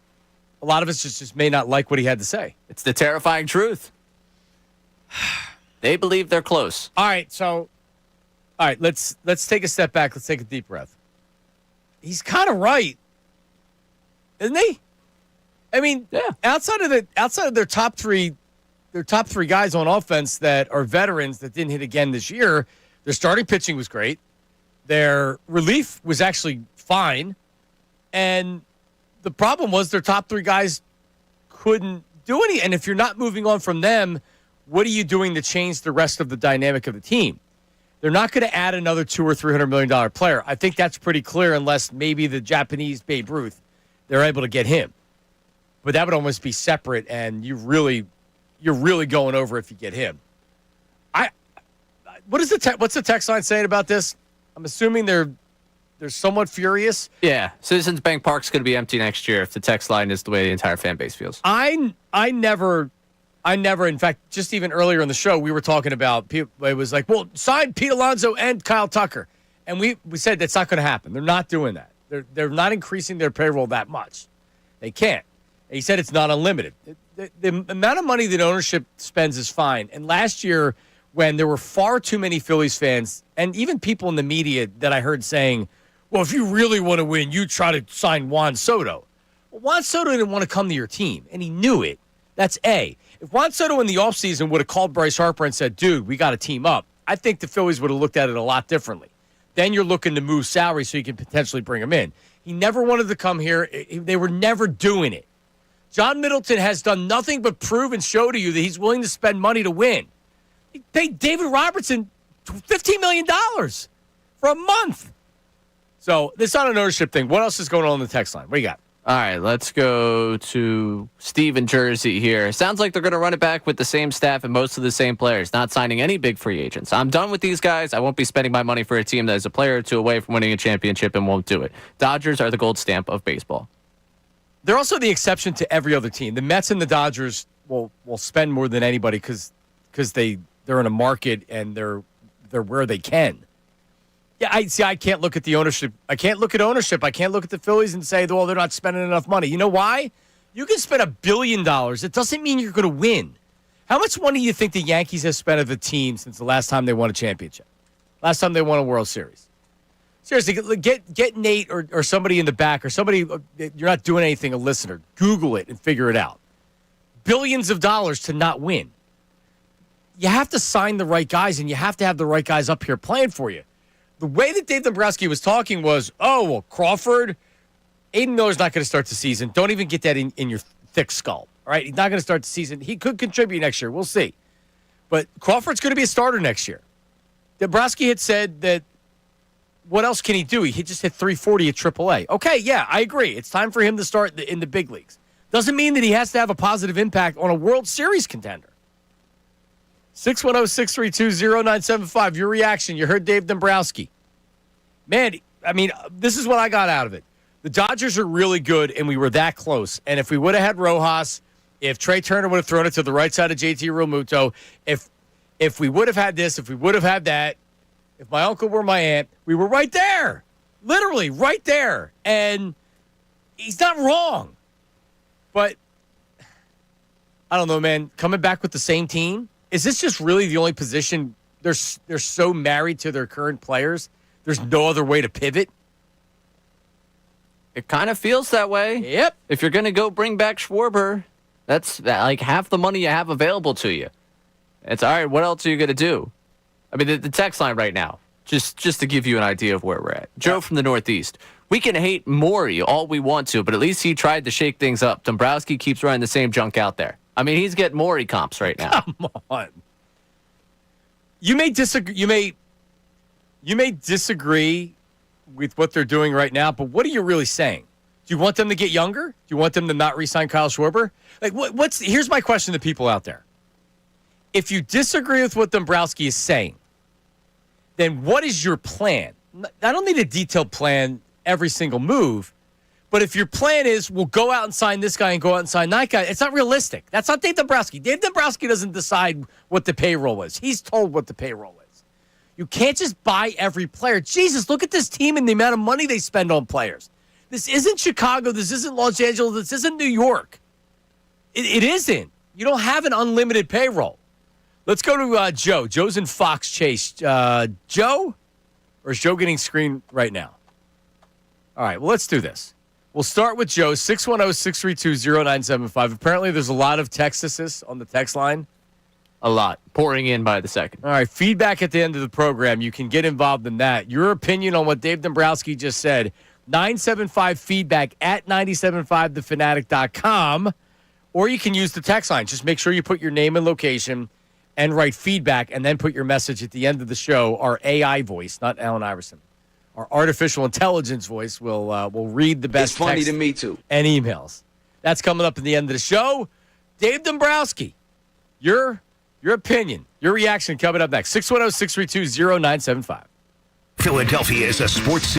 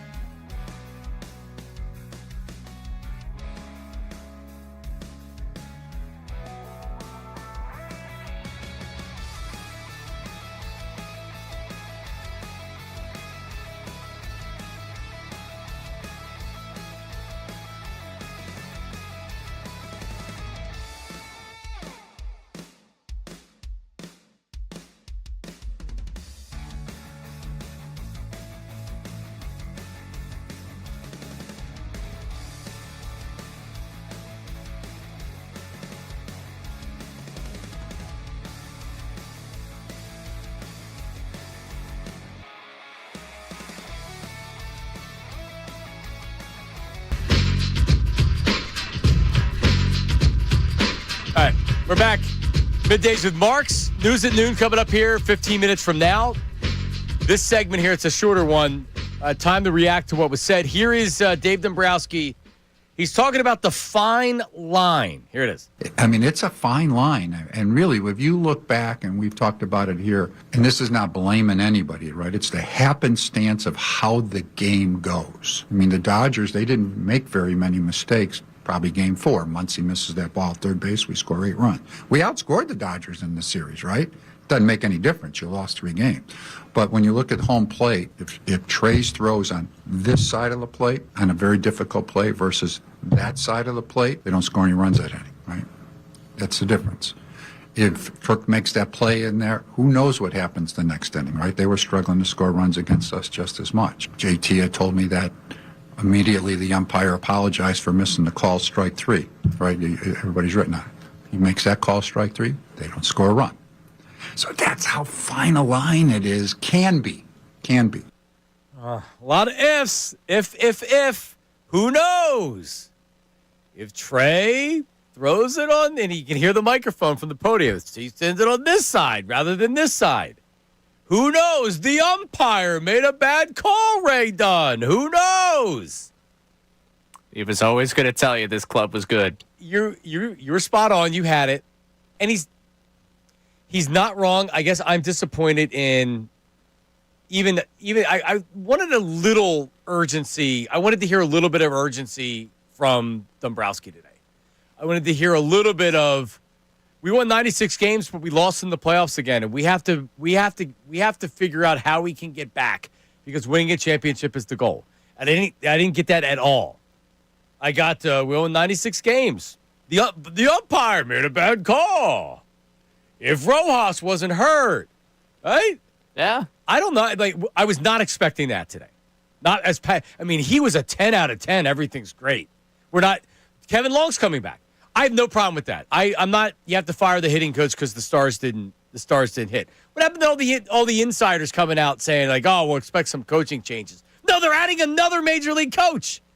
Everybody's the field coming coordinator. back. That's the difference. In Right. 2026, that's the difference. The field coordinator be the reason why. I have to go lead float at the parade. I mean, that's today where we're at. I think he sits there, and that's probably why when we opened the show today, we're talking about change, and I'm sitting there like, yeah, I'm an advocate for change, and then when I look at what can change, I don't know how much can actually change if you're bringing back Schwarber. Like, that's kind of where I think he's at. He wants to bring back Kyle Schwarber. He knows the realities of what he's going to pay, and who is like... There's probably some people out there today, they're like, yeah, you could go make a trade, and you have guys down there on the farm to deal, but who this offseason is going to be available that's worth dealing what you have? But then you also have the salary. Yeah, right. they you could get a guy pre-arb or somewhere in arbitration that's not necessarily what he would get on the open market. Like, I don't know who that would be. That's the thing. That's like today, if you're sitting there, you're Dave Dombrowski. I know it's very difficult for people to listen to, but would you rather him promise you the offseason of change and you show up in March with a similar lineup, or hear him preach this club is good and then surprise you with something down the line? Well, he's never going to come out and say, I'm going to go out and make big moves. He's never going to make that mistake. With Dombrowski, just based on the tenor of his tone, the whole tone of the conversation is, we're disappointed that we lost. We were that close to winning. It's unrealistic that we're bringing all these guys back. And when he says that, it means they're not adding anybody else. Because if they can't bring Ranger Suarez back, and he puts Bader in the same conversation, he's bringing JT and Kyle Schwarber back, and Bader may come back depending on the market, and Ranger Suarez is gone. And I guess the question is, to your point, what could he? Honestly, what could he do? What could he do? Because Ray, guys that are available for that are pre-arb and they're not making a lot of money, why would teams want to trade them away? Well, yeah, that's the other thing. It's an organization that doesn't want to spend the money on the guy. Those teams want to get your big players that are great. They want to trade you the prospect for the great player, not the other way around. So, yeah, I would like to get that player too, but they don't get traded. They're valuable because they're not making any money. So to think that you're going to be able to, you had said this, and you're actually right, and I hate it. But if you trade Bohm and he doesn't have a lot of value, who's your third baseman next year? You don't have somebody right now that you could. Then you would have to sign somebody. Right. And Bregman just opted out of what was 2 years, basically $80 million. Bregman's not coming here. Can everybody on Instagram and Twitter and everything else, just don't even get your hopes up. Don't. Bregman's not coming here. Listen to the GM right there. Bregman's not coming. They're not signing a free agent. Not a big free agent. 610-632-0975. We have news at noon coming up. Joe, I'm going to give you 60 seconds on what you have to say. Go ahead. Joe and Fox Chase, go ahead. Real quick, I know we got not much time, but a couple things. I know you're probably not going to agree with me, but I'm probably the only person in the area that believes this, but because all I hear is the gold standard is the Dodgers. No. You know what? Who won more games this regular season, us or the Dodgers? We did. We're the better team. All these games that we just played could have won. We had a 3-0 lead. We blew that. The 4-3 game, Turner gets a single. We take that game. And then the Kirkland error. I mean, it was just unbelievable. We could have won this. Now, that's number one. Number two, Baum should stay here. I'd like somebody to research and give me all 30 third basemen and look at batting average, hits, errors. Well, we have and I got to go. We have a crack research team. Get them on that, Ray Dunn. First part of what he said, it was a close series. They were in every game. The Phillies couldn't find a way to win those games. They found a way to lose those games. So I'm not going to say they're better than the Dodgers because they won more regular season games. They were right there with the Dodgers. You guys aren't wrong about that. Coming up, news at noon, and then we'll get back into what Dave Dombrowski had to say. That's all coming up right after this. News at noon, Jonathan Gannon, what? This guy is creepy. And the Pope is involved in the news at noon. That's coming up next. Middays with Marks, 97.5 The Fanatic. Now on 97.5 The Fanatic Sports Update. Impractical to keep all four. I'm Ray Dunn with this Fanatic Sports Update. We heard from Dave Dombrowski, his presser at the end of the season. We aired for you earlier here on Middays with Marks. Got into a number of things. It seems like the team's going to look very similar. He's bringing back Kyle Schwarber a priority. He said we'll see when it comes to the future of Nick Castellanos, but when it comes to the future of the four free agents, Schwarber included, of JT, Ranger, and Harrison Bader, this is what he had to say. Schwarbs and JT and Ranger, and then you're in a position where Harrison Bader did a really nice job for us too. Those are really the four key guys for us. So bringing them back, not bringing them back, we'd love to have them all. If it worked out, it's probably impractical. So, might be impractical to keep all four of them, but the club does have its financial restraints on what they will spend and what they can spend. So, what this offseason looks like almost another run it back. We'll see what ends up happening there. Rob Thompson also not yet to get a contract extension, but they expect tack on another year at some point later on this winter. Elsewhere in the Philly sports scene, Eagles getting ready for the Vikings this Sunday at 1 o'clock in Minnesota, and the Flyers play the Jets tonight. You can listen to that game at 7 o'clock right here on The Fanatic. This update is brought to you by Mercedes-Benz. Looking for an exceptional driving experience? Experience the power, precision, and intelligence of an iconic Mercedes-Benz SUV at your local Mercedes-Benz dealer today. I'm Ray Dunn, your home for the Sixers, Flyers, and Union. 97.5 The Fanatic, 97.5thefanatic.com.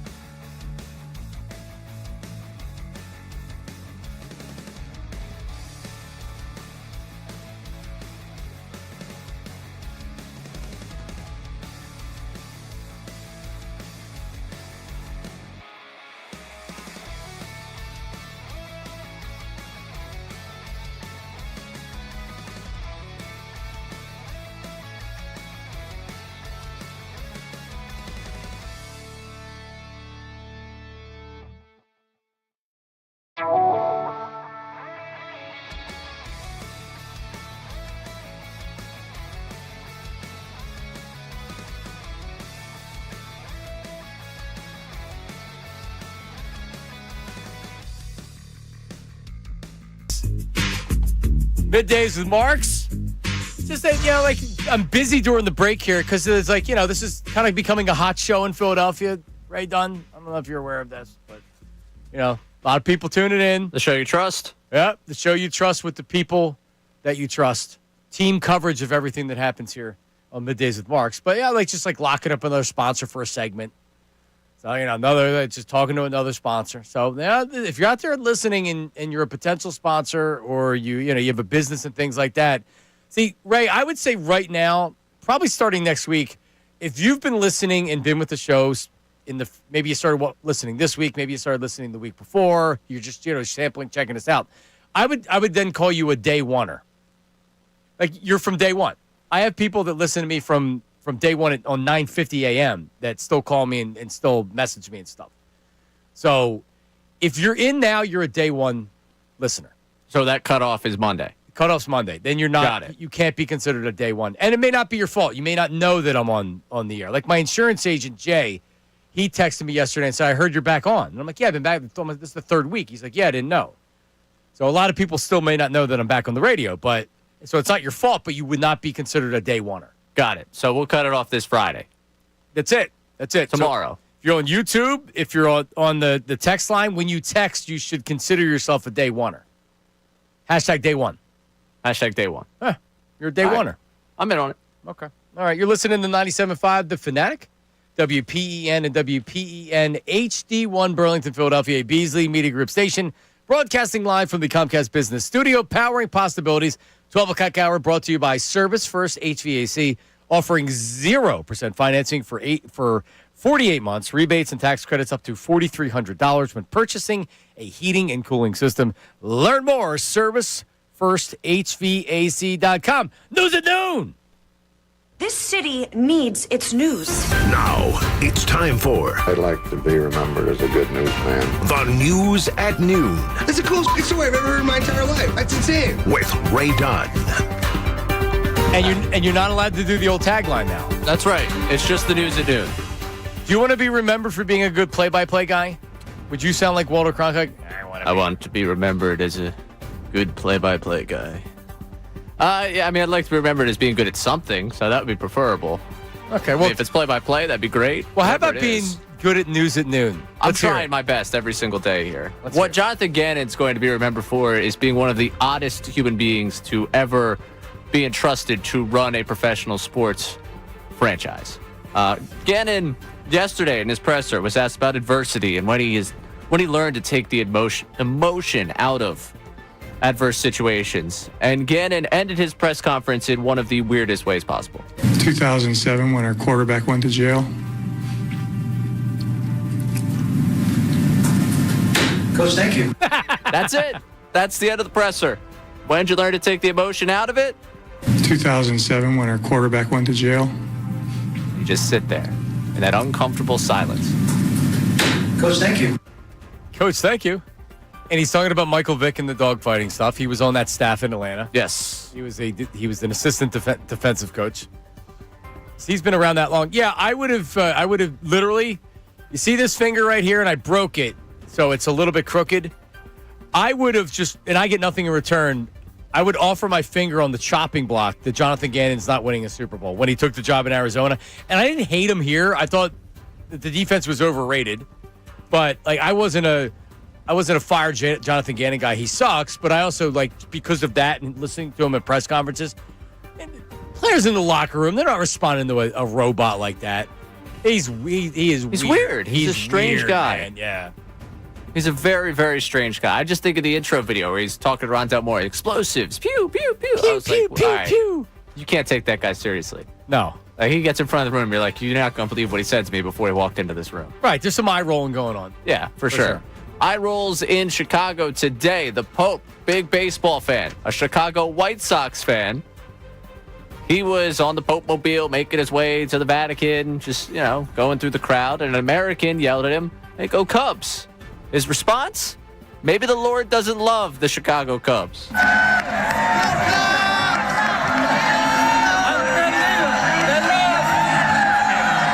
He yells back, "They lost." Wow.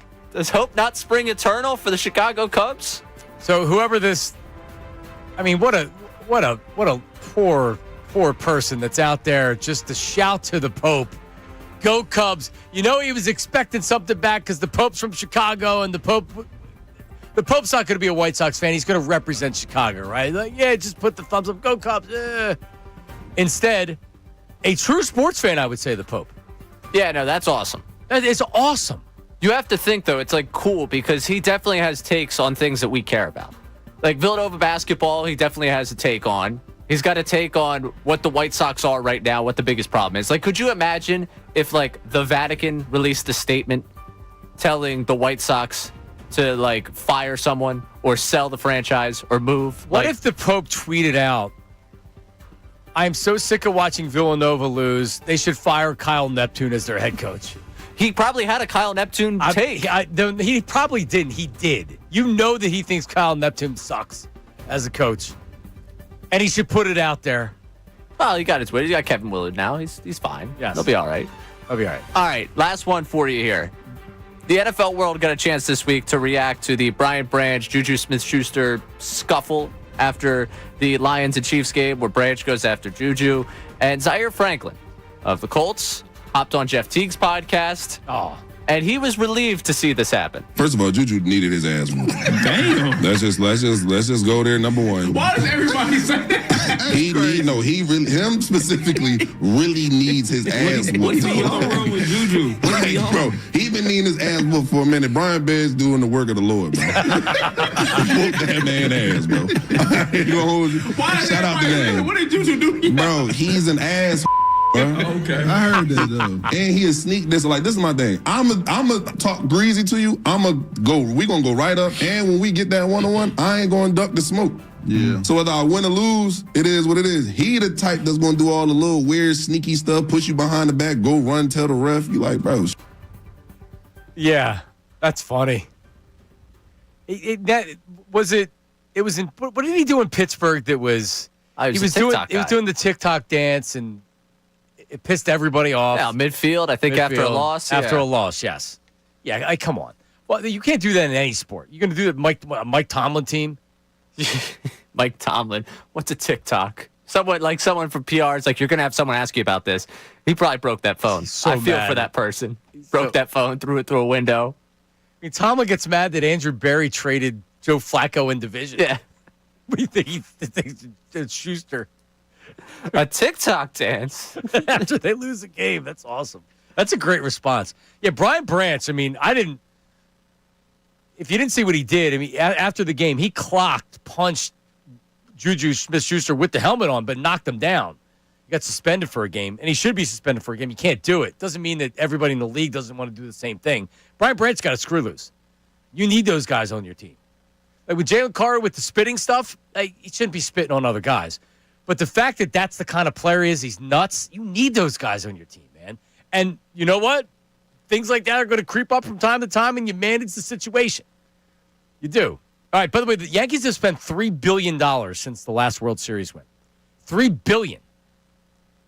So how much does it cost to buy another World Series? So far, it's been $3 billion. And they're not getting any closer. They didn't get any closer this year, at least. No, I don't know. Coming up. Dave Dombrowski says it's impractical to bring all 4 big free agents back. Your reaction to it.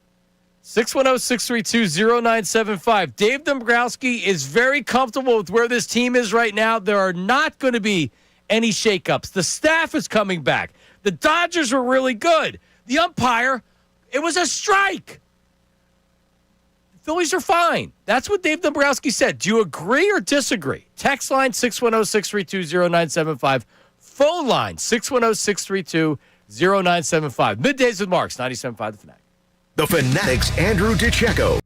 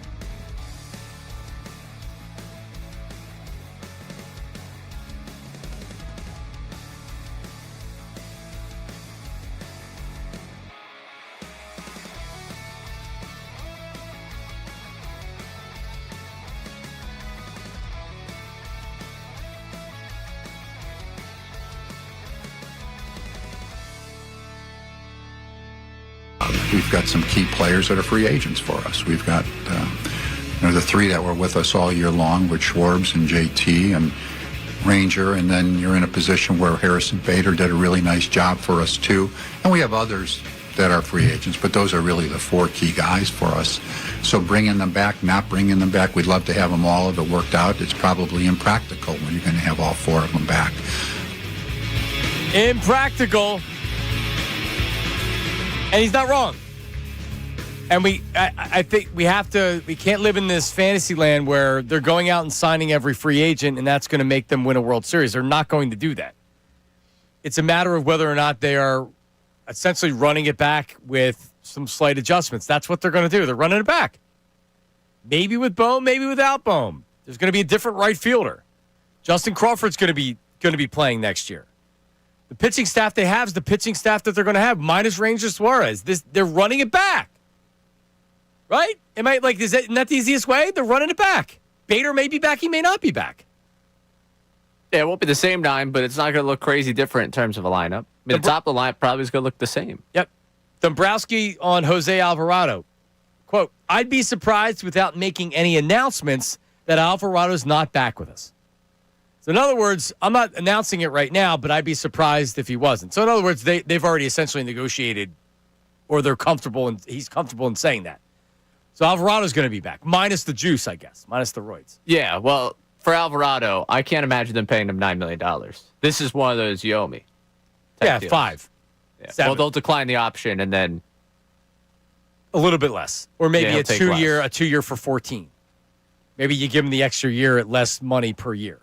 I like your 1 for 5. Well, I do too, but and I like Alvarado. Obviously, it killed him not having him in the playoffs this year, but he's been very good since he's been a Philly.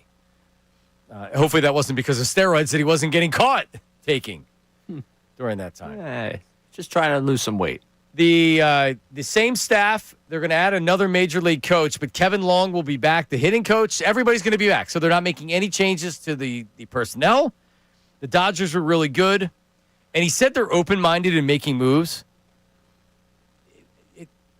I didn't get any indication that there's going to be much change at all, other than the obvious ones. He said that re-signing Kyle Schwarber is a priority, and Kyle knows that. So Schwarber, unless Schwarber decides he doesn't want to be here, because I can't imagine that he's actually going to get an offer that the Phillies would blink at. Right? He's not getting a $300 million offer. He's not getting a $200 million offer. He might get 5 years. I think that's got to be the starting point for him asking. I can't see another team saying, yeah, designated hitter in your mid-30s, here's 5 years. No, but can he get the Phillies and Dombrowski probably have a good read on what the market is, and they're not just going to give Schwarber an extra year because Schwarber wants an extra year. You can be like, okay, well then you can go elsewhere for 4 years, or you can stay here for 4 years. And then if a team would say, okay, we'll give you the 5th year, are the Phillies going to let him walk based on 5 years? Is Schwarber going to walk based on not getting that 5th year? I think they'll find common ground. If that's a vesting option or something like that. I'd be surprised if Kyle Schwarber wasn't back. More than surprised. I'd be shocked. How about that? I'd be surprised for sure. Would you be shocked? Yeah, I'd be shocked. I mean, the way we're talking about the fact they're running it back because we assume that money's going to be allocated to Schwarber. Dombrowski's talking like Schwarber's coming back. No? Yeah. Yeah. He's being very, very low-key about big changes, which makes me think that a big amount of their money is going to be spent on retaining. Because if Schwarber doesn't come back, you have to totally change everything you're doing. Yeah. Now you have to go out in the market and get something. Correct. And that's the thing. Like, we're talking about what Schwarber is for you offensively as a DH for $35 million. Bregman just opted out of a $40 million deal. Like, some of these names were thrown around. Pete Alonso, he's going to be up there and around there. And $25-30 million. Yep. And he's asking for 7 years. Yeah, that's all he needs is 7. But he also didn't get that. Everybody's going to remember this. Alonso didn't have I think a lot of it sometimes is Boris. He misreads the market, and teams are like, you guys are crazy. That's your greatest hope for Suarez. To bring Ranger back, that's your greatest hope. You're right. That Boris comes out and says, we want $200 million, and he alienates so many teams to where they move on from it, and then they're left standing and saying, oh, well, there's not anybody else that has money they want to spend. That happened with Bregman. That happened with Alonso last year. You would think that if you're Alonso and Bregman for that matter, you're going to go out and you're going to take a market value contract and get your money. If it's Alonso, you know what? If it's 5 years for $125 from a team, maybe you do that. Boris might tell you to wait. I'll get more money. That just didn't happen.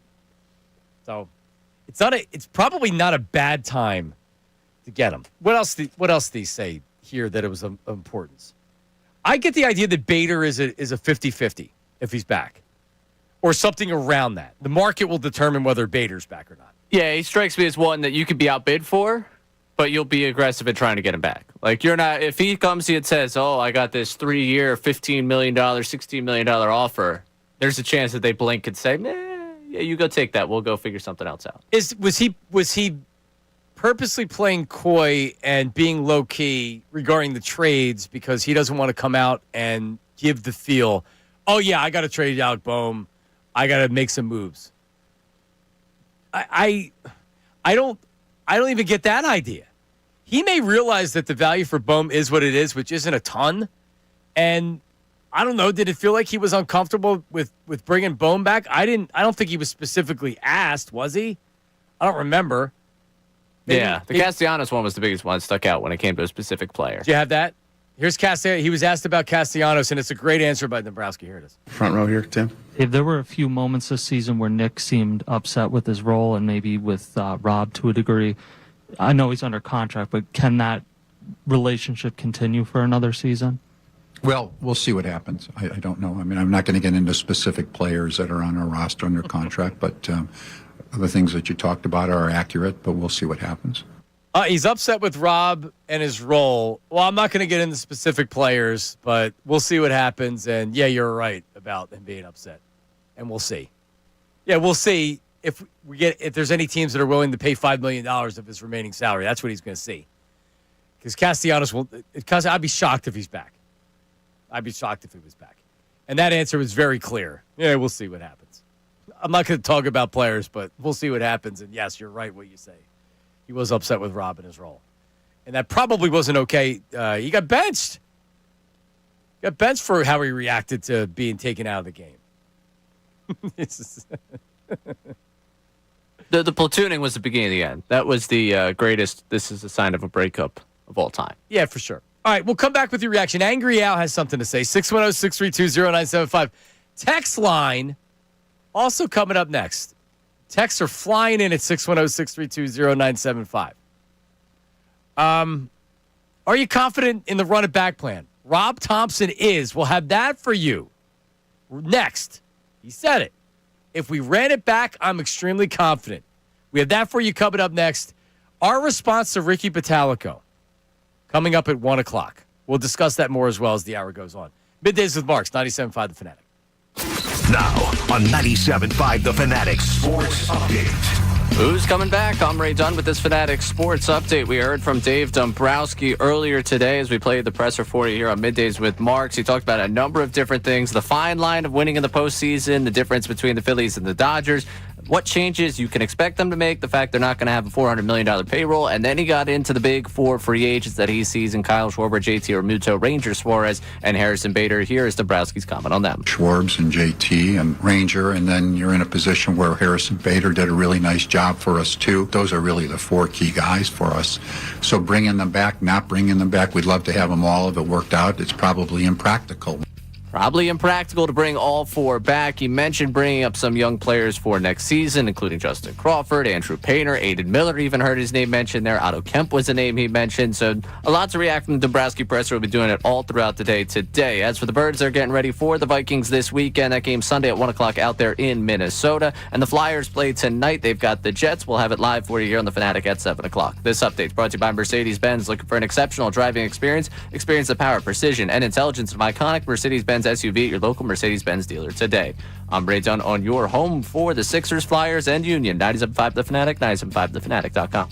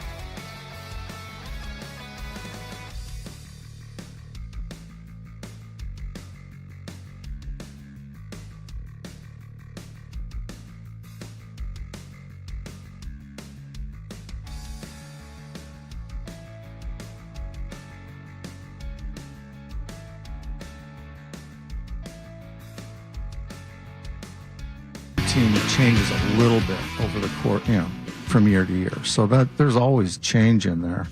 But I'm really comfortable with this core group. They work extremely hard. They're always prepared. So we will have changes to try to get better on the edges. But if we ran back the biggest part of our core group, I'm extremely confident in that. Changed on the edges, running it back. That's Rob Thompson, the very handsome Rob Thompson, up at the podium, running it back. This is no surprise right now. I guess next year is the year if you lose again in the wild card round or in the divisional round, that's when you start to make changes. Are we a year away from shaking things up a little bit? I mean, we might as well just take the audio react in the end of last year and just play it again this year. Yep. Because last year, they can't run it back, right? They can't. Well, if they run it back, then I guess this will be the last time they run it back. I mean, here we are. I feel like I do feel like I'm in a little bit of Groundhog Day-esque episode here, where it's like, yeah, I think we had this conversation. Isn't the truth, if they win 93 games and lose in the divisional round or even the wild card round, isn't the truth that they'll pretty much run it back again the following year? Unless you're trading Trey Turner or Bryce Harper or JT Realmuto or Kyle Schwarber, Rob Thompson said it right there. There's guys. Maybe Thompson gets whacked. He's the guy that he retires or moves on, and that's the move that's made. Now you have a new manager that comes in because Boehm's gone. If Boehm's back this year, then maybe he's not back the following year. This team isn't going anywhere anytime soon. They're all signed, and they're signed long term. So it'll get ugly, and that's when it'll get broken up. Yeah, well. And it's not getting ugly yet. They're still a good team. Yeah, broken up will be Thompson will be gone. JT will have been retired. Schwarber might become ancient here. Harper will definitely become ancient here. Turner will become ancient here. So everything's fine. Boehm's gone. Stott will stick. Stott and Harper will be a package deal for the A's when they get to Vegas.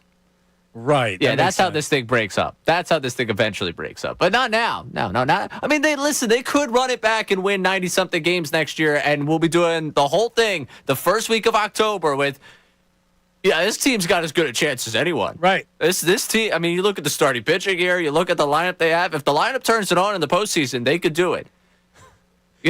They tell us to play the hits, man. We're playing the hits right now. Yep. We'll be playing the hits come next fall. We had a text earlier today. Next year, to me, the summer is, and this is the texter speaking, not me, to me is watching an old comfort television show. I know the end result of the series, and maybe the series disappointed me with the ending. Watch it anyway. But I at least am going to watch it anyways to get me through the summer. All right, so what TV show, what comfort TV show have the Phillies turned into? Well, it has to be a show that you didn't like the ending to. 610-632-0975. 610-632-0975. Use the text board for that. That's interesting. It's not Seinfeld, because Seinfeld they would have won a World Series. Even though I didn't like the ending, they would have won a World Series. So I can't consider Seinfeld a Phillies type show. The Jeffersons? Highly rated. Couple of stars. Nah, Seinfeld's one of the best TV shows ever. So you can't say that about the Phillies. I think the Jeffersons probably before your day. Well, I know it was before your day, but I don't know if you've watched it. Yeah, but Jeffersons was still a very good show. It wasn't a top show, but it was it was a spinoff of All in the Family, which was a top show. George Jefferson, very influential character in my life when I was growing up. Sherman Hemsley from South Philadelphia, native of South Philadelphia. Wheezy. Florence. You know the show at all? It's a great show. I know the show exists. Right. There was a black female, white male married couple, Tom and Helen Willis, next door, which was probably the first time you saw that in television, which was pretty interesting. Angry Al checking in, who's probably a big George Jefferson fan. Hi, Angry Al. Johnny Marks. What's up, Al? How are you? What's up, man? Midday Ray. How you doing? I'm doing fantastic. How are you? All right. What's wrong with running it back? They won 96 games. Kirkering's been playing baseball since he was 8 years old and didn't know to throw to first base. Come on, man. he makes that play, they may win that game. Is this Al Dombrowski we're talking to? Who's on the phone right now? Angry Al? Whatever, you can call me whatever. It's just I'm at a point in my life where I realize it's a baseball game, a baseball team. And if you don't do certain things, you're going to lose. And they were right there. They should have won. They should have won. So They could have. Hold on. They could have won.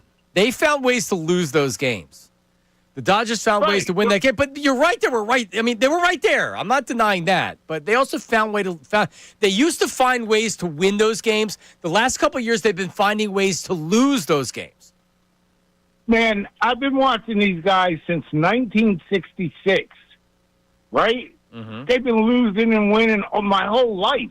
It's just, you got to deal with it. It's baseball. That just means you're old. That doesn't mean anything else. You've been watching. Okay, it can mean whatever it means, but the bottom line is they won 96 this year. Bring them back and win 100 next year. I'm telling you, you had a bunch of dumb mistakes that cost them the series.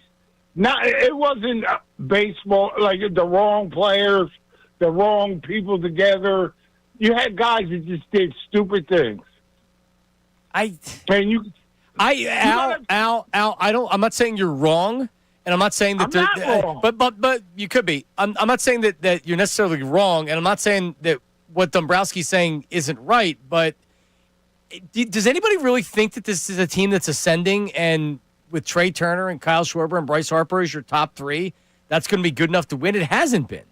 They weren't in the NLCS and they lost to the Dodgers. That's a divisional series. So whether or not the two best teams met in the divisional series, it's like they weren't a game or two away from going back to the World Series. They were much further away than that. Well, I don't necessarily agree with you, but it is what it is. What you got to worry about is whether any of the free agents decide they don't want to come back. If Schwarber is not on board, he's coming back. Who? Schwarber? Al, Ray Dunn will chop his arm off if he doesn't come back with the Phillies. Isn't he from Cincinnati? Yeah, I mean, yes. The Reds could come in and say, we'll offer you 6 years and $180 million, and he would say yes because the Phillies aren't going to match that. Outside of that, he's coming back. Yeah, all right, but like he said, it's impractical to think all of them are coming back.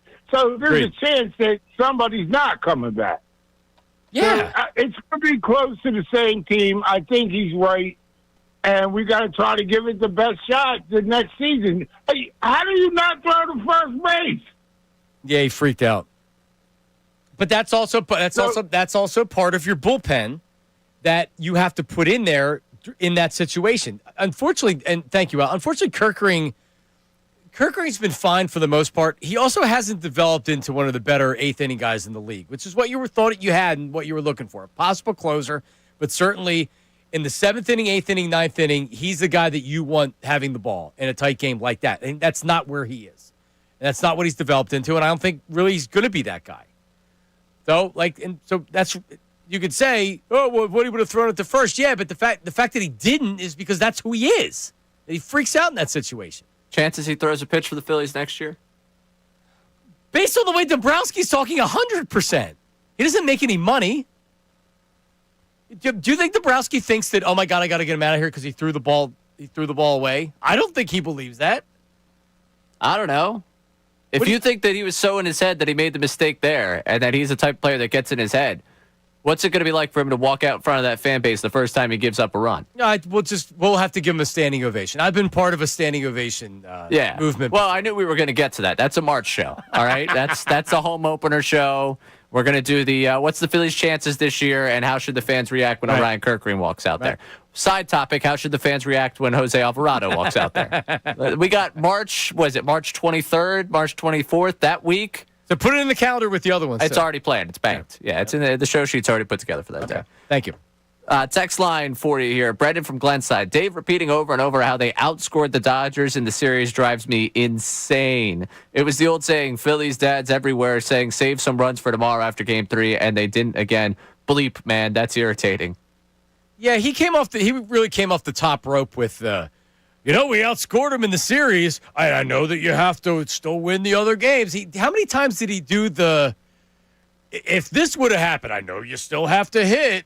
He was doing so many ifs and whats. And I could guarantee you he's going to go on MLB Network, Foul Territory, one of those, and he's going to say, well, my years in baseball, this is what you know about it. Because he's going to do this media tour. And he's very good at it. He's very good at it. He has the same talking points, and he's going to say it. And he's not wrong, but I just don't like it. Yeah. Hey, it's great that they have rings to point to and trophies to point to in other cities. You don't quite have the one here yet for us to be able to sit there and say, you know what, Dave, you're right. But he's got to, listen, that's a lot of that's BS. He's got to still earn his money. Well, yeah, that's what I mean. Just because he writes the biggest check to everybody and they're able to sign the guys that they want to and he can just put his feet back. No, dude, you got to sign some players. How about signing somebody where we're saying at the end of the year, what a great signing. What great value. That's great scouting. Like when Pat Gillick signed Jason Worth, what a great signing. They got him for $1 million. I need that move out of Dave Dombrowski. You can't just write the biggest check to everybody, and that's how you fill your roster. That's how you don't win. Well, that's this offseason. Because you're going to spend the big money on the guys that have been here, and it's about finding guys around the margin. That's what this offseason is. Topper just said at the edges. You're going to see changes at the edges. Oh, great. So the next Kepler will be here instead. I mean, it's your entire outfield and maybe one of your infielders. All right, so your outfield right now is who? Marsh and Justin Crawford? And Weston Wilson. I like Weston Wilson as a backup guy. 610-632-0975. So are we just going to say the response and explain the whole situation coming up? Yeah. Oh, I've got the entire video. I've got the video cut up into different parts. I'm ready to go after him at 1 o'clock. We don't need to use a segment or a part of a segment to set it up. Maybe the end of next segment to set it up. Yeah. Okay. That's fine. Ricky Bo came after me. Okay. We talked yesterday innocently about Sixers media versus Sixers coaches playing basketball. I mentioned for half a second that I knocked Ricky out. And then Ricky blew a gasket. Ricky lost his mind. Yeah, he wanted to cross-check. No, there's some weird thing that's going on with you guys as well. We'll explore all of that coming up at 1 o'clock. Your phone calls coming up, 610-632-0975. They're running it back, everybody. Your thoughts on that? Middays with Marks, 97.5 The Fanatic. Eagles head coach Nick Sirianni. We live in a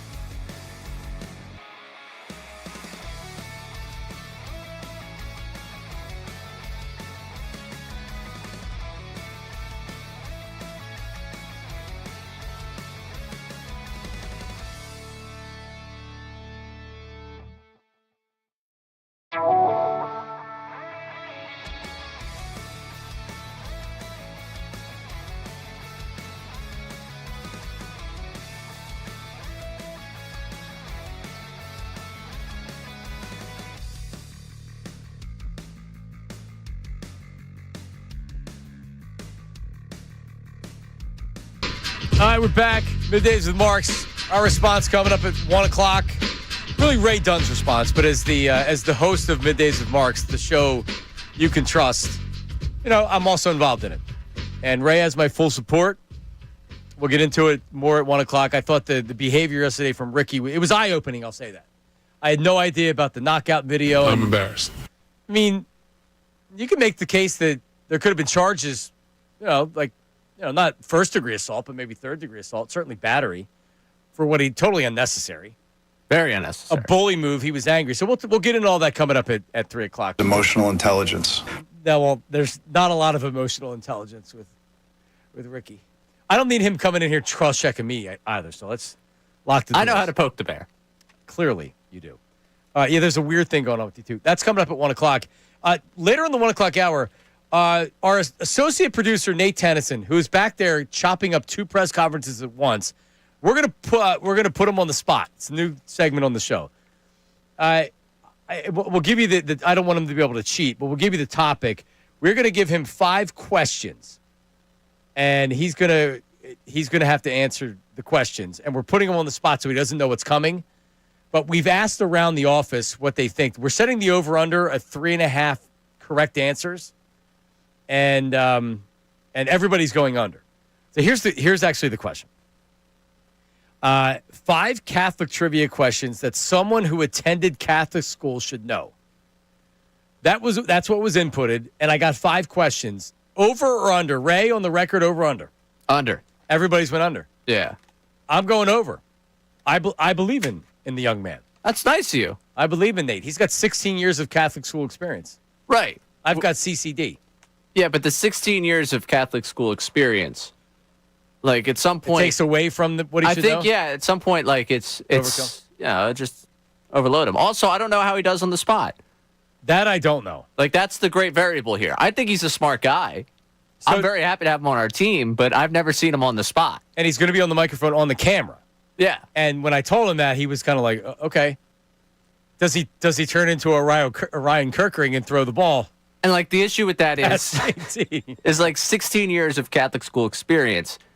There are people listening right now that know he's going to be on, that know he should know these answers, and there's a little bit of pressure there. There's pressure. There's pressure with like families listening and watching. Family friends. paid for all that. Yeah. They put the money down for him to go to Catholic school. He grew up to be a great person. We love him here, but you realize that maybe some of the money you spent there, the knowledge went in one ear and out the other. Also, from his perspective, he probably thinks I'm crazy, and I could do anything. You know what I mean? Like I'm an intangible variable that he doesn't know what I could do.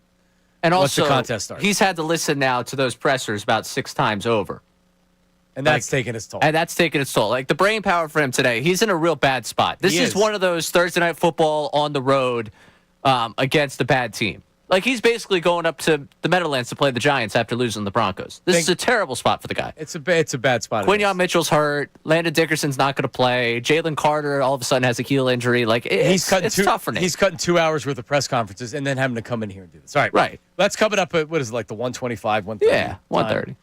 All right. Well, there you go. Give me some text on the Phillies because you were right. You were absolutely right. Nate said the same thing. He thought that he was going to come on today and say, like, yeah, we're close. We were right there. You could have been more right. What are the people saying out there? John from Audubon, what proof is there to show any confidence in running it back? They still have 0 plate awareness, and Thompson still will not know how to use the bullpen correctly. Bad bullpen management this postseason? You had the Robertson bringing Robertson back in. I didn't really make a whole lot of that. I didn't like that. I mean, that's one game. That's 1 of 4 games. I didn't like how they managed Suarez. I didn't like how they should have went into game 1 thinking in the biggest spot of the game this guy's going in. Yeah, and they didn't. They didn't use him until the piggyback for Nola. Unbelievable. Rick in Northeast Philly. Middleton likes to correlate the 22 to 25 Phillies to 1976 to 80. Both eras were full of choking. 76 through 80 got Rose and fired Ozark and hired Dallas Green to get them over the hump. Keeping Topper was a terrible idea, and they need to find a proven winner free agent. Yeah, we had talked about that at the top of the show. They didn't make the playoffs in 1979, and when they Do you imagine signing Pete Rose in 1979 and then missing the playoffs? He was supposed to be the guy that put him over the top because they came so close those years before, and then they don't even make the playoffs. Ozark gets fired, and you bring in a real pain in the ass Dallas Green. That he's not. Danny Ozark was everybody's very comfortable because they had kind of grown up with him and they had won with him. And then Dallas Green comes in and it's just like, no, you guys haven't won anything. And he got him over the top. If they don't win this year, if the season ends the same way this year that it did last year, he gone. Yeah, he gone. We got another text here. Running it back again is a bleeping joke, and this team isn't going to win anything until 2028 when the entire coaching staff is gone. Dombrowski has yet again ruined another organization, and Thompson is a joke of a manager. All right, here's what we'll put out there for the sports time that we have coming up in the 1 o'clock hour. On the text line or on the phone lines, it's easy to say running it back's a bleeping joke. That is a reaction from a lot of people, and I don't think you're wrong. But I want you to then, so on the text board, 610-632-0975, what is your plan?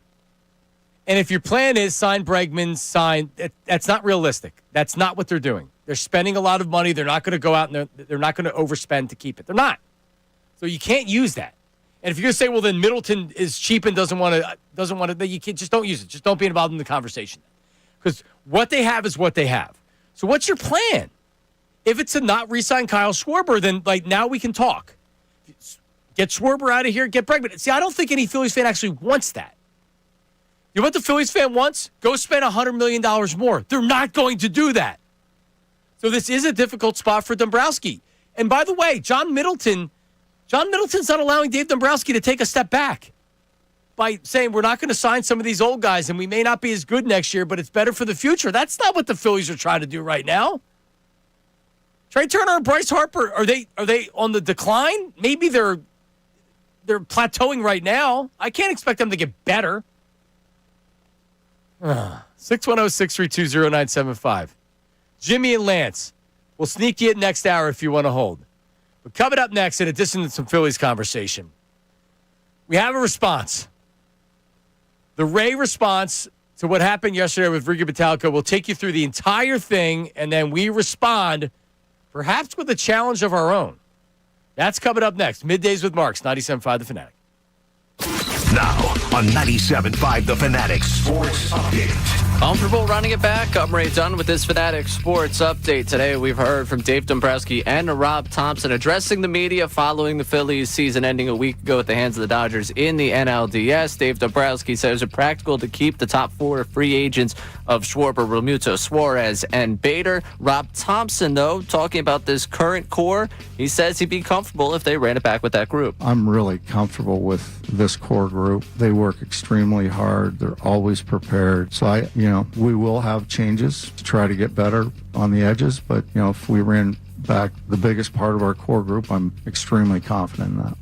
We shall see what they decide to do. It does look like it won't be as much change as people anticipated. Not a lot of change on that coaching staff, and the way they're talking, looking to bring back a lot of that roster.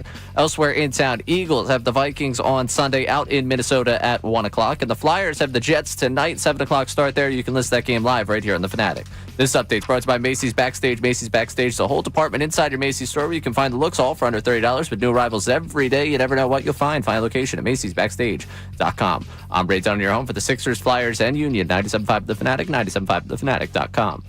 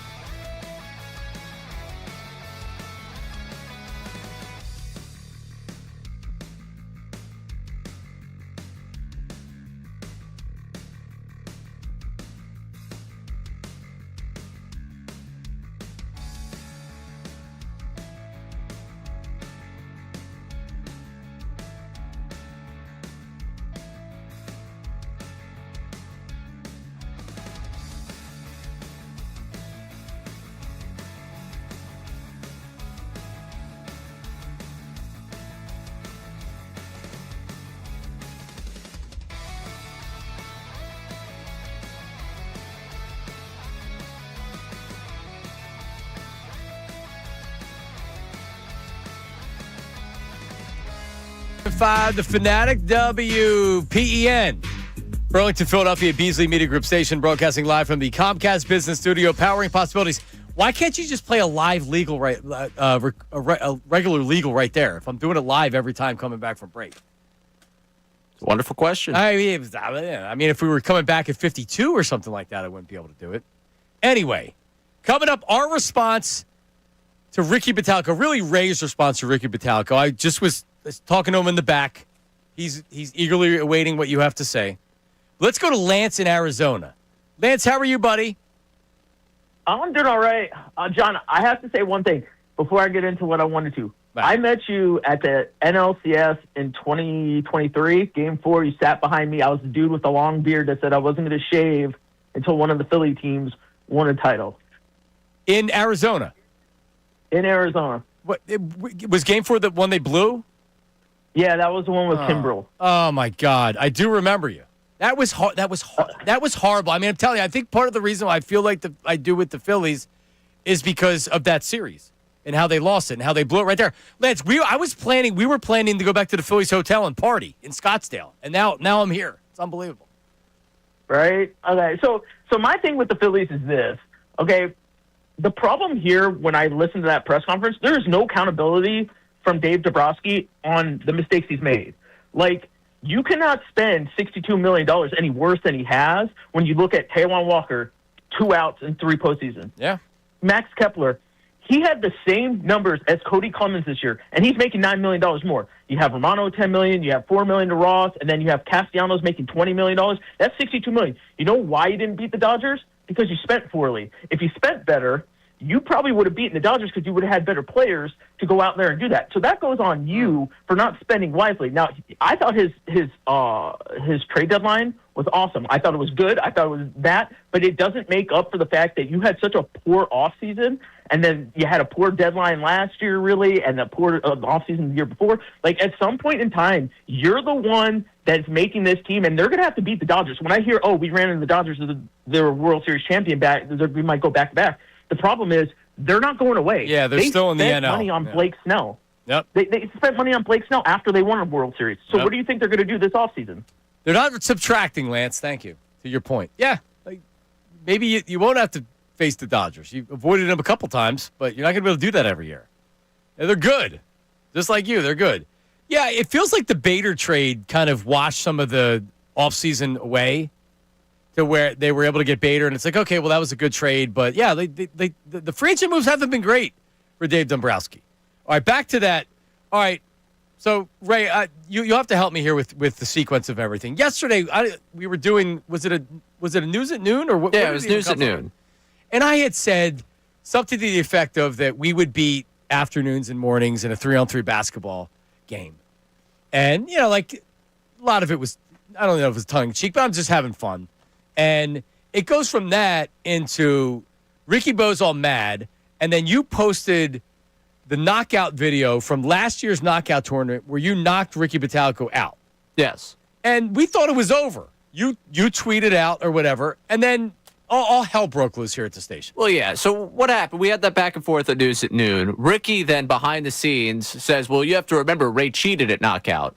Which I didn't, which is why I posted the video. Because if you're going to start talking behind my back in the back halls of this office that I cheated in knockout, I'm going to make sure that everyone realizes that I did not. If anyone did, it's Colarulo, but we'll get to him another time. Last year before knockout, because this is where a lot of the tension starts, I do knockout odds before knockout, where I rank the entire staff on the odds for them to win knockout and to win amongst the staff. And Ricky usually was one of my favorites through my first years working here because he's a former professional athlete. He put on disappointing displays in the sense that he just wanted to get knocked out because he really wasn't that interested in winning. So last year when I did the knockout odds, I wrote this exactly went on our website. Ricky Batalco was plus 10,000 to win. And this is the write-up. There is no greater disgrace to the game than Ricky Batalco's lack of heart in knockout. As a man who's competed at the highest of levels, his competitive fire seems totally gone. I've looked favorably upon his odds in prior years, but not this contest. The Utah Jazz have shown a greater desire to win over the last few weeks than Ricky has in previous years. better beware. And he was plus 450 the previous year. Right. And you had listed his odds at plus 10,000. Correct. Then later that night, I knock him out, knockout, and he fouled me. He threw the ball at me. He was upset with me. I was ready to move on from all that. This, over the last you couple thought it of was days, over with? Yes. This over yesterday brought this back to the surface. And Ricky, after we had our conversation on the air, decided to take to social media to react to what we had talked about, react to me posting the video. So I'll play that video in its entirety of Ricky reacting to us talking about it. Because he's a jerk. I mean, bottom line is, Ray has little guy syndrome, and he's always talking smack.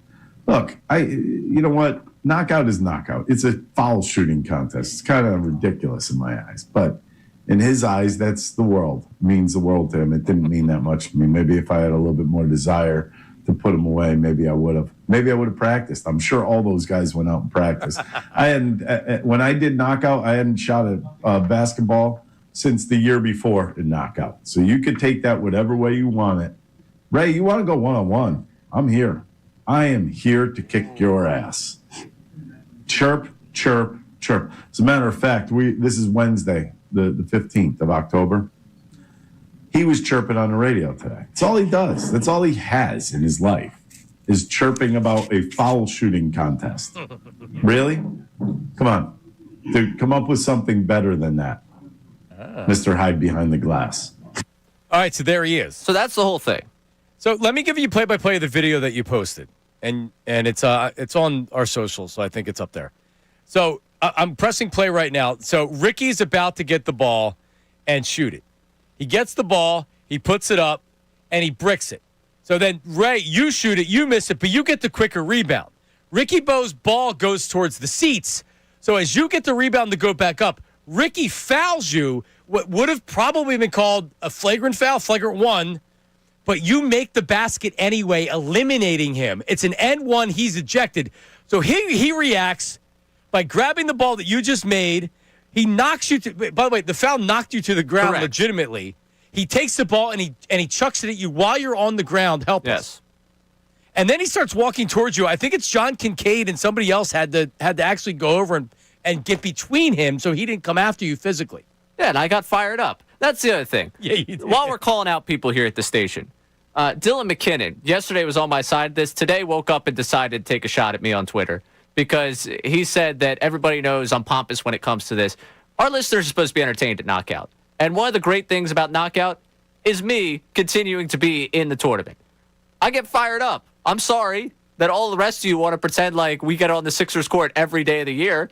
I knock down a free throw. I knock you out. I'm going to get excited. I'll wave you off the floor. I'll laugh at you. I'll stare you down. That's the way this is supposed to go. You might have gotten a 15-yard penalty if you were in the NFL. Might have been taunting. I 100% would have. You taunted him after he knocked you to the ground and threw the ball at you. Correct. And while I'm taking shots at everyone involved with that unfiltered program, Colarulo, who is the anti-rage bait, anti-clickbait, let's not create fake narratives, listen to what he had to say yesterday during their show. Ray Dunn thinks that he could beat Ricky Bottalico in anything athletic, which is ridiculous. But then the whole knockout thing.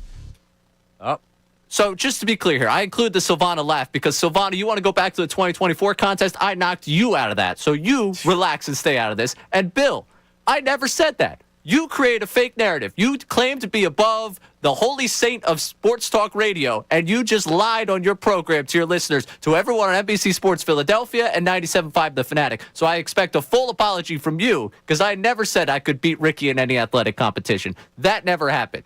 Now to Ricky, who has challenged me to the one-on-one here, because Ricky now...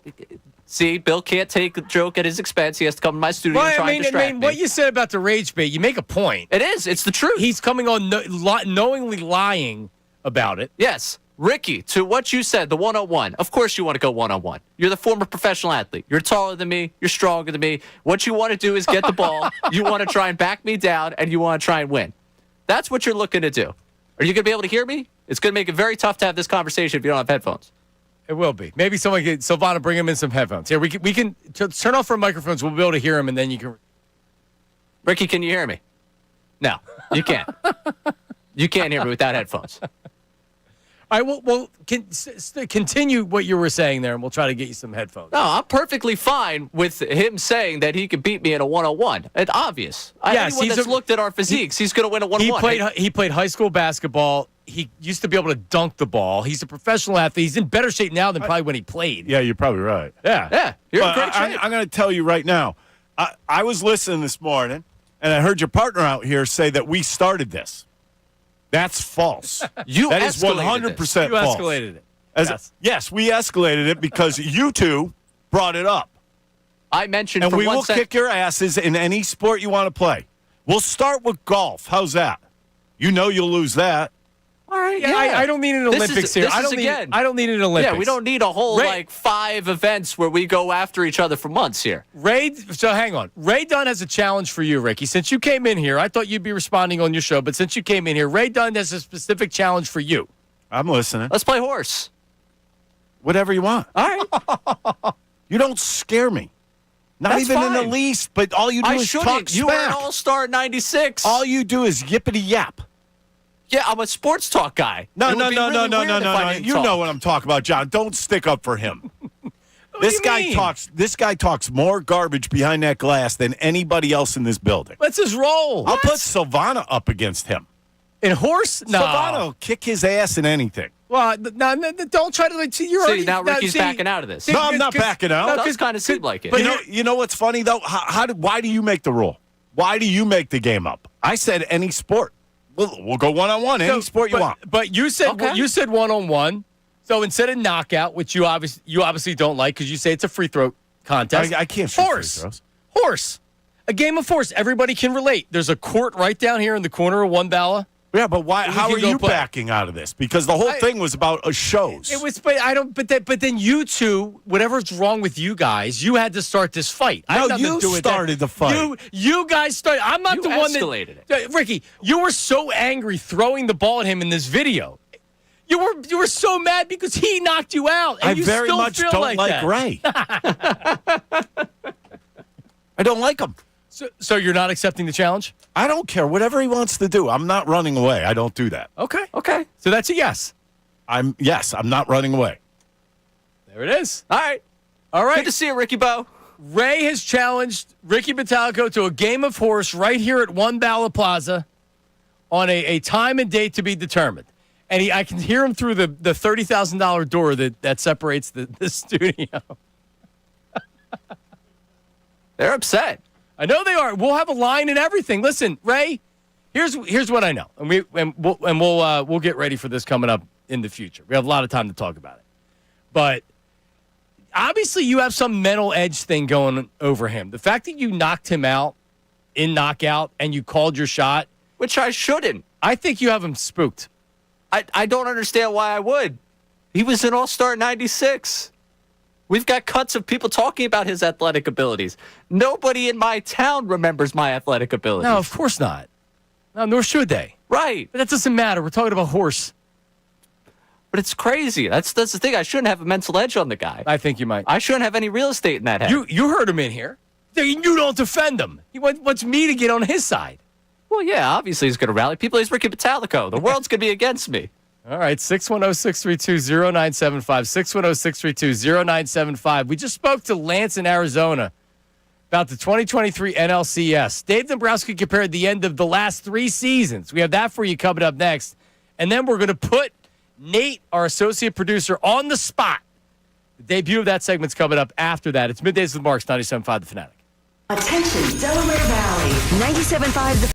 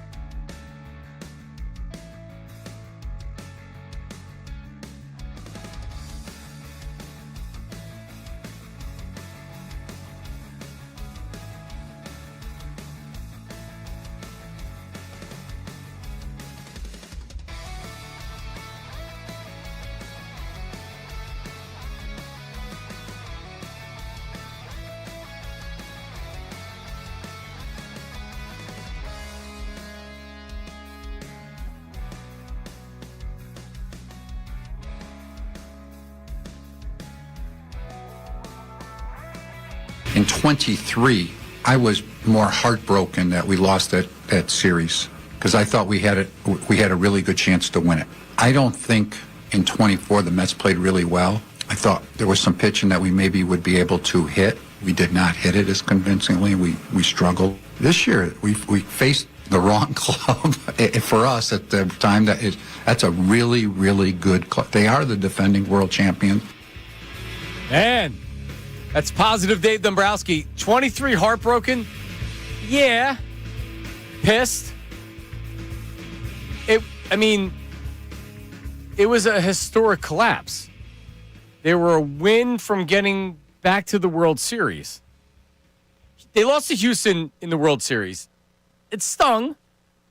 They did have a lead coming back home, but Houston was a bona fide good team, and it just felt like that the Phillies had run out of gas. I wasn't heartbroken after that. Sucked, but I wasn't like, oh, because you figure you're going to get back next year. So then next year, you're literally a game. You're in Arizona against a team that it's not the same caliber team as you.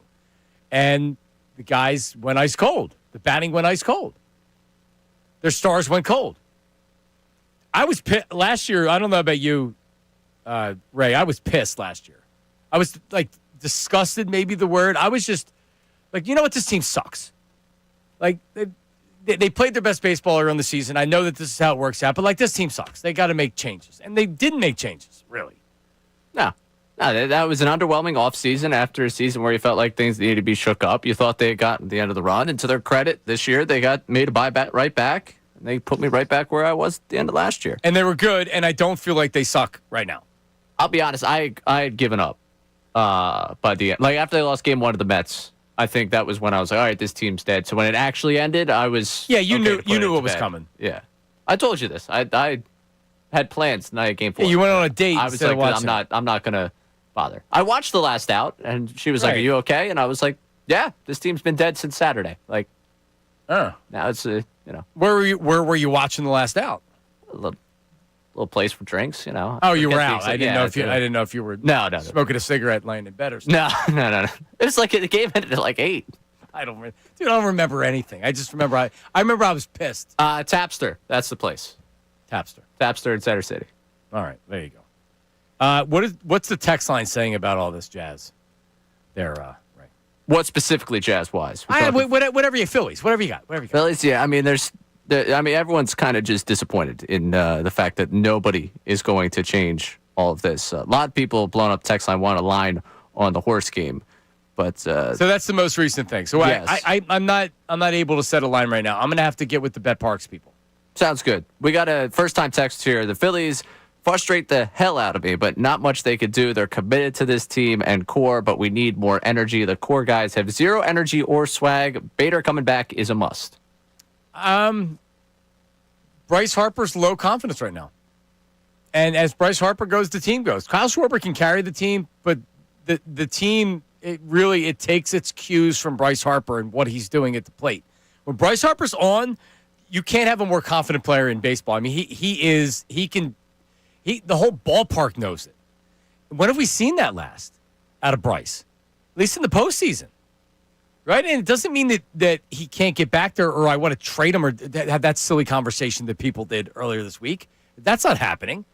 But if Bryce Harper's not a part of, at the end of a series, you're saying he's the series MVP or he's one of the 2 or 3 guys you're considering, Phillies probably don't win the series. They're certainly not winning multiple series like that, and that's been Bryce for the most part in the playoffs. Let's go to Jimmy. Jimmy's calling from Bucks County. Jimmy, what do you think about all this, man? What's up? Hello there, guys. Love the show. Thank you. So I'm wondering, so you guys were talking about who the Phillies should keep, correct? Yeah, what would you do?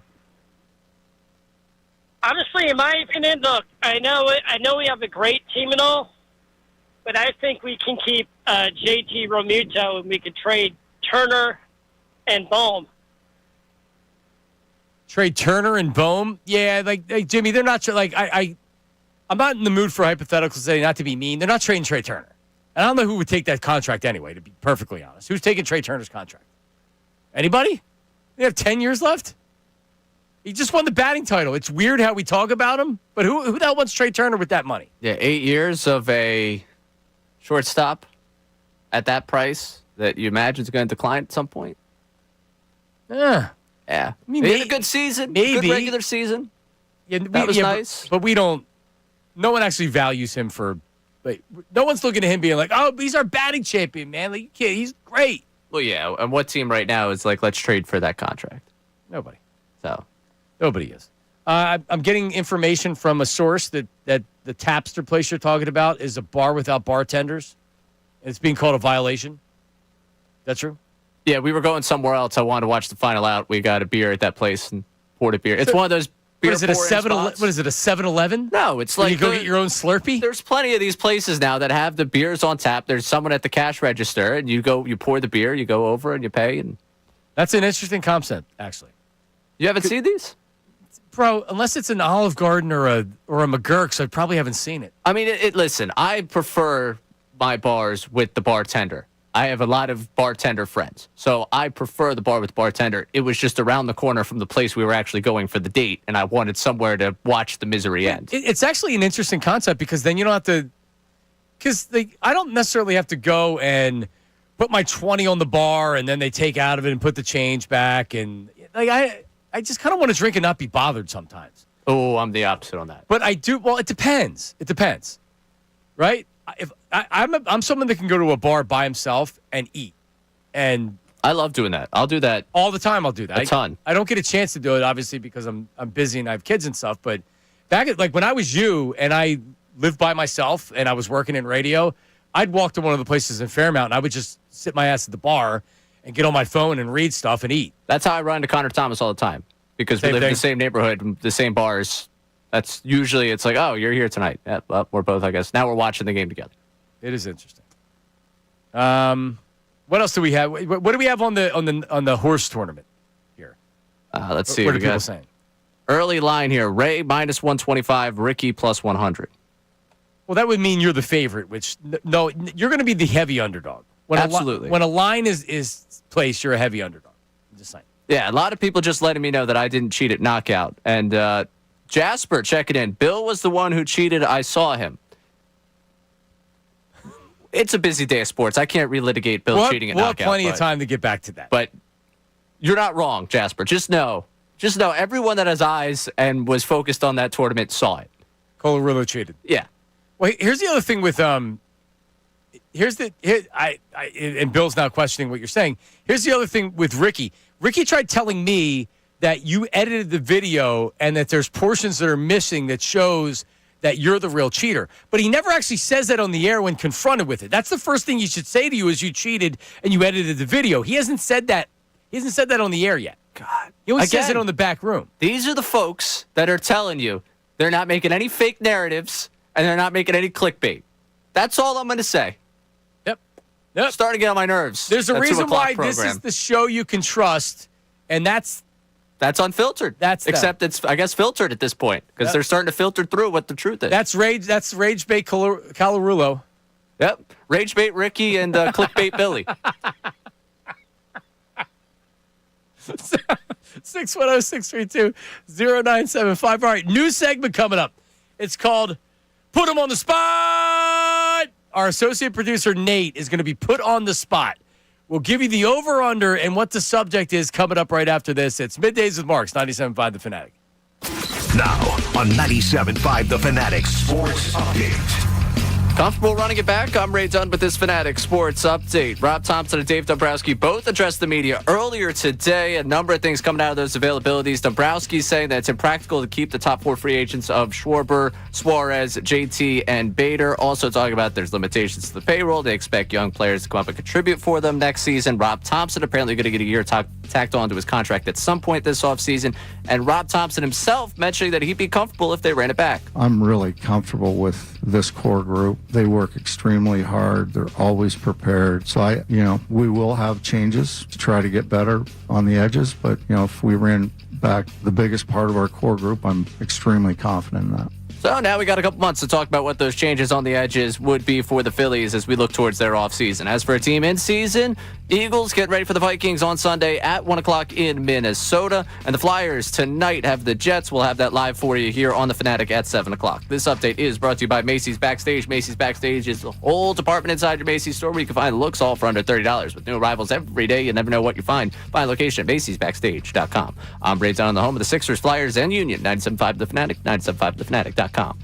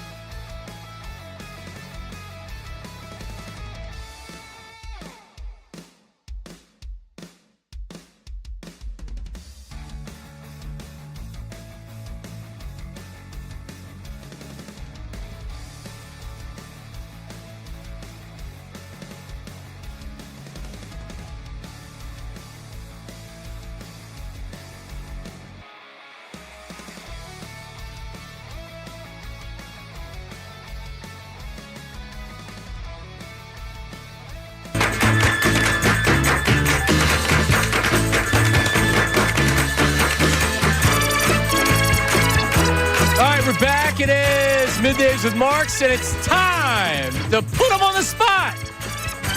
Today, associate producer of the program, Nate Tennyson, is being put on the spot, Ray Dunn. How about that? All right, so very excited. We have 5 questions for Nate. The subject was put into ChatGPT, and this is the exact question that I asked. 5 Catholic trivia questions that someone who attended Catholic school should know. Now, Nate, your background is how many years of Catholic school? 16. Plug right into the center of the microphone right there. Center. Is that better? A little bit better. So you went to grade school, you went to middle school, and then where did you go to high school? Father Judge High School. Went to Father Judge, but then in college, you went to another Catholic school. Yeah, I went to Mercyhurst University out in Erie, PA, and then for 4 years, and then I finished my 5th year at the College of New Jersey. Which is not, is that a Catholic university? No, that's not. All right, it's public. You got 1. All right, so something tells me, because I went to CCD, I looked at these questions, and I would have gotten 1 of them maybe. John Kincade got 4 right. Bill Colarulo got 4 right. I don't know who else we asked, but everybody thinks that you're going under. The over-under is set at 3.5 correct answers. You have 16 years of Catholic school experience. How do you feel about this? I mean, I'm feeling pretty good, but I mean, like Ray said before the break, another segment, it could have gone in one ear and out the other, especially at an all-boys school. All right, not a lot of confidence heading into it. I'm feeling pretty confident. We'll see how it goes. I have you on the over. Ray, what do you think? Over, under? I'm going, you know what? I was just made privy to everything. You heard the questions. So I'm going to go over now that I know the questions. Okay. I feel confident in Nate. He's now got a chance to get on the mic. He knows how to talk into the mic. We're feeling a bit more confident. confident. The questions. I believe in you. Thank you. And you're from the Great Northeast, right? I am. Look at you. All right, what was your parish? St. Catherine of Siena. I love asking that question and getting the answer. I was St. David's Parish, even though, the CCD kids, we just go in your desk at night. We don't really pay attention. I mess with you. You draw on the desk, mess it up for me when I go to school the next day. All my books are out of order. Yeah, I didn't do that, but everybody else did. Put some gum underneath your desk. Yeah. All right. So I have 5 Catholic trivia questions that someone who attended Catholic school should know. Okay? Can we get the music, please? I swear we have some. Question number 1. How many sacraments are there in the Catholic Church? 7. That was a fast, easy answer. Correct. Number 2. What is the name of the prayer that begins with, quote, I believe in God, the Father Almighty? That is the Apostles' Creed. Correct. 2 for 2.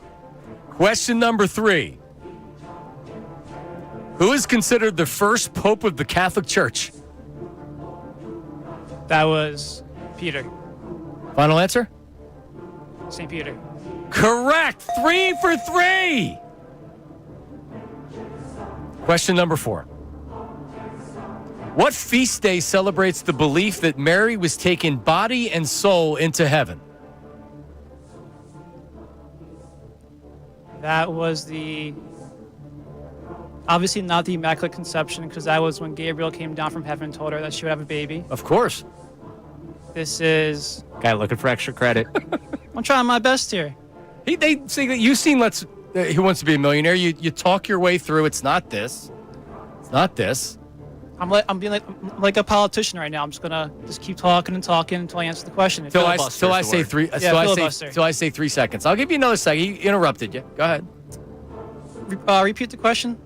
What feast day celebrates the belief that Mary was taken body and soul into heaven? 3 seconds. Is that the Annunciation? It is not. Incorrect. That was the Assumption. And I don't even know what that is, so I can't. All right, so it comes down to this. People had you under. I said over. Yeah. All right? People had you under. If you get this correct, you go over and you win nothing but the hearts and souls of everybody. Final question. What is the name of the season that prepares Catholics for Easter? Lent. Is Lent the correct answer? It is. You go over. Congratulations, Nate. 4 out of 5, Nate. Everybody here is doubting me today. Brandon Dutz, go 0 for 5. Everyone's saying under. So when you doubt Nate Tennyson, I'm looking at the camera right now, too. When you doubt Nate Tennyson, you will always lose. You will never win. There you go. Spoken like a true man. Congratulations, Nate. Thank you. Good job, buddy. Once I knew you got the 3 or 4, I would have gotten Lent correct. I would have, even I would have gotten that.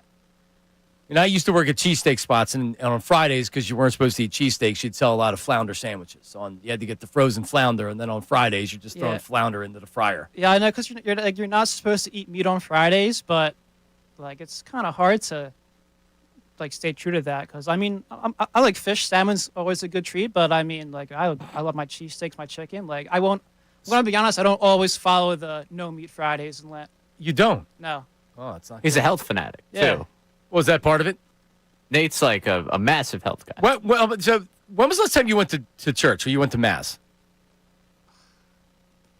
A few weeks ago. My mom always goes. Okay, so you go with your mom. Yeah, I'll go with my mom. Okay, Yeah. that's cool. When was the last time you had confession? Oh. Forgive me, Father, I have sinned. It has been years.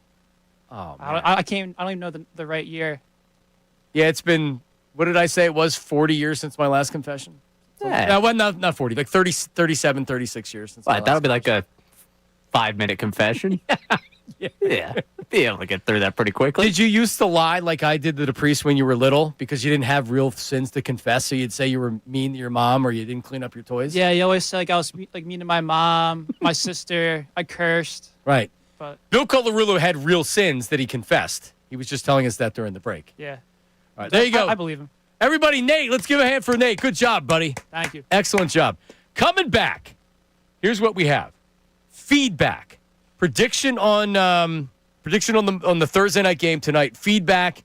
And we'll kind of wrap it up. A big Phillies day. That's all ahead. Middays with Marks, 97.5 The Fanatic. Hey, everybody, it's Bill Colarulo, and we have another big show coming up.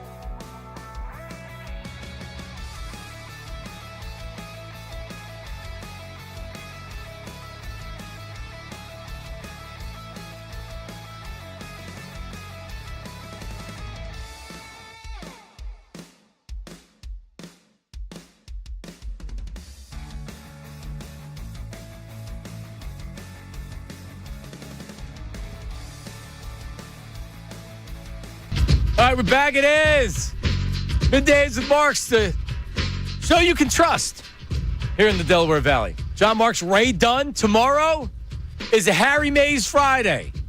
H joins us here for Football Friday. No Eagles talk really today at all, and there's plenty to talk about. But with the Phillies and the Dave Dombrowski, Rob Thompson press conferences and everything reacting off of that, you know what got me? And we'll do feedback coming up here in a second. You know what got me? Jason Stark got me worked up, talking about he always makes bold moves. And I'm like, you know what? He does. You think Dombrowski's just going to sit on his hands after losing another year in the playoffs and say, you know what? Oh, if Trey Turner throws the ball to the other side of the plate, if Sosa doesn't, if Rojas doesn't get hurt, and Castellanos isn't running on that, if this, if that, if Wheeler doesn't, all the what ifs and if this happened and if that happened, well, that's what he did. It wasn't anything like Jason had described, and I thought the same thing. I'm like, yeah, like that is his MO. He takes the big swings. I just don't think there's a big swing to take other than breaking up the core of the team, which they're clearly not going to do.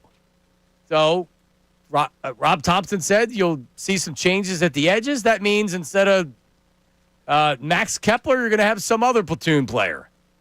And they could possibly have Bader back. But if after today, if you're going to say, oh, well, they should sign this guy, sign that guy, it's pretty clear they're not going to do that.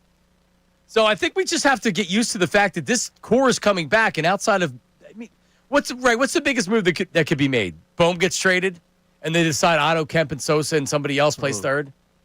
I guess. Realistically, Castellanos is gone. So he's out of here. He's gone. That's clear. They'll DFA him before they bring him back. But outside of that, what's the move? Bohm deal, I guess, would be the biggest thing. I don't think they're moving off of Stott. Stott's not going anywhere. I mean, I think 3 of the 4 in your infield are intact. I think you're going to bring back Schwarber and Realmuto. I mean, the outfield is the biggest question mark of what it looks like, but I guess the wow move would be Bohm. I don't know. Or maybe there's somebody that becomes available through trade that we didn't think would be available through trade. And I would say this. I think right now, just the feel that I have, and maybe I'm totally off, Bohm's back because there wasn't a huge market for him, and they would rather have him, and he's cost-effective, and he's a free agent after this year, right? But, it's still at least you kind of know what you're getting from Bohm. He's not a disaster. He's actually he's a good, can I call him a good player? He just can't be he can't be your pet, in your 4-hole. No. You got to find a different spot for him in the batting order. Sorry. Yeah, the issue is, are you going to be able to find someone that you would feel comfortable batting fourth this offseason? Or are we just going to be watching that team shuffle around the lineup? That's a big thing. It is. All right. Well, we'll take Herb's on the line here. Maybe we'll get to him before we get out of here. But it's time for feedback. What do we got? Now, it's time for feedback. How about filling us in? I can't lie! Email us at 975feedback at 975thefanatic.com. Say it! Let me tell you something! Or text us at 610-632-0975. Let me tell you something else, man. It's feedback on Middays with Marks. All right, what we got? Matt from South Philly, John, looks like he owns a mall kiosk and is about to make a hot chocolate on Dad's weekend in mid-December. I'm not wearing cologne if you're going with the mall kiosk guy. I don't think they're selling hot. I wouldn't be hot chocolate. I'd be repairing iPhones, the cases or the glass case. Dubwood Sprig.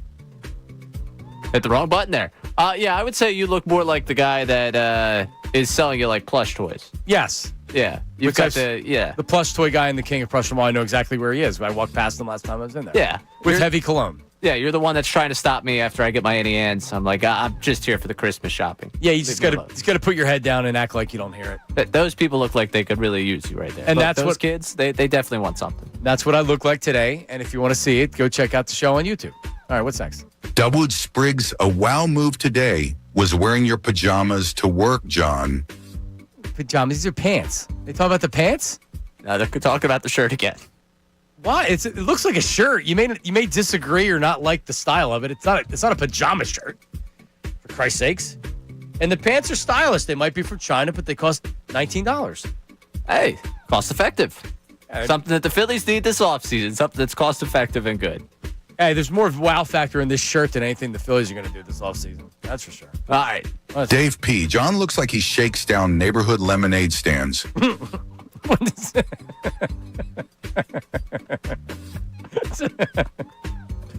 So at first I thought you were going like I'm driving around a van and I'm a pervert, but really I steal the little kid's money. Yeah, that's better. That's better. It's better than being a perv in a minivan. Much better. All right, let's get away from John's looks. How about it? Please. Eating clams. You don't tug on Superman's cape, and you don't mess around with Ray Dunn.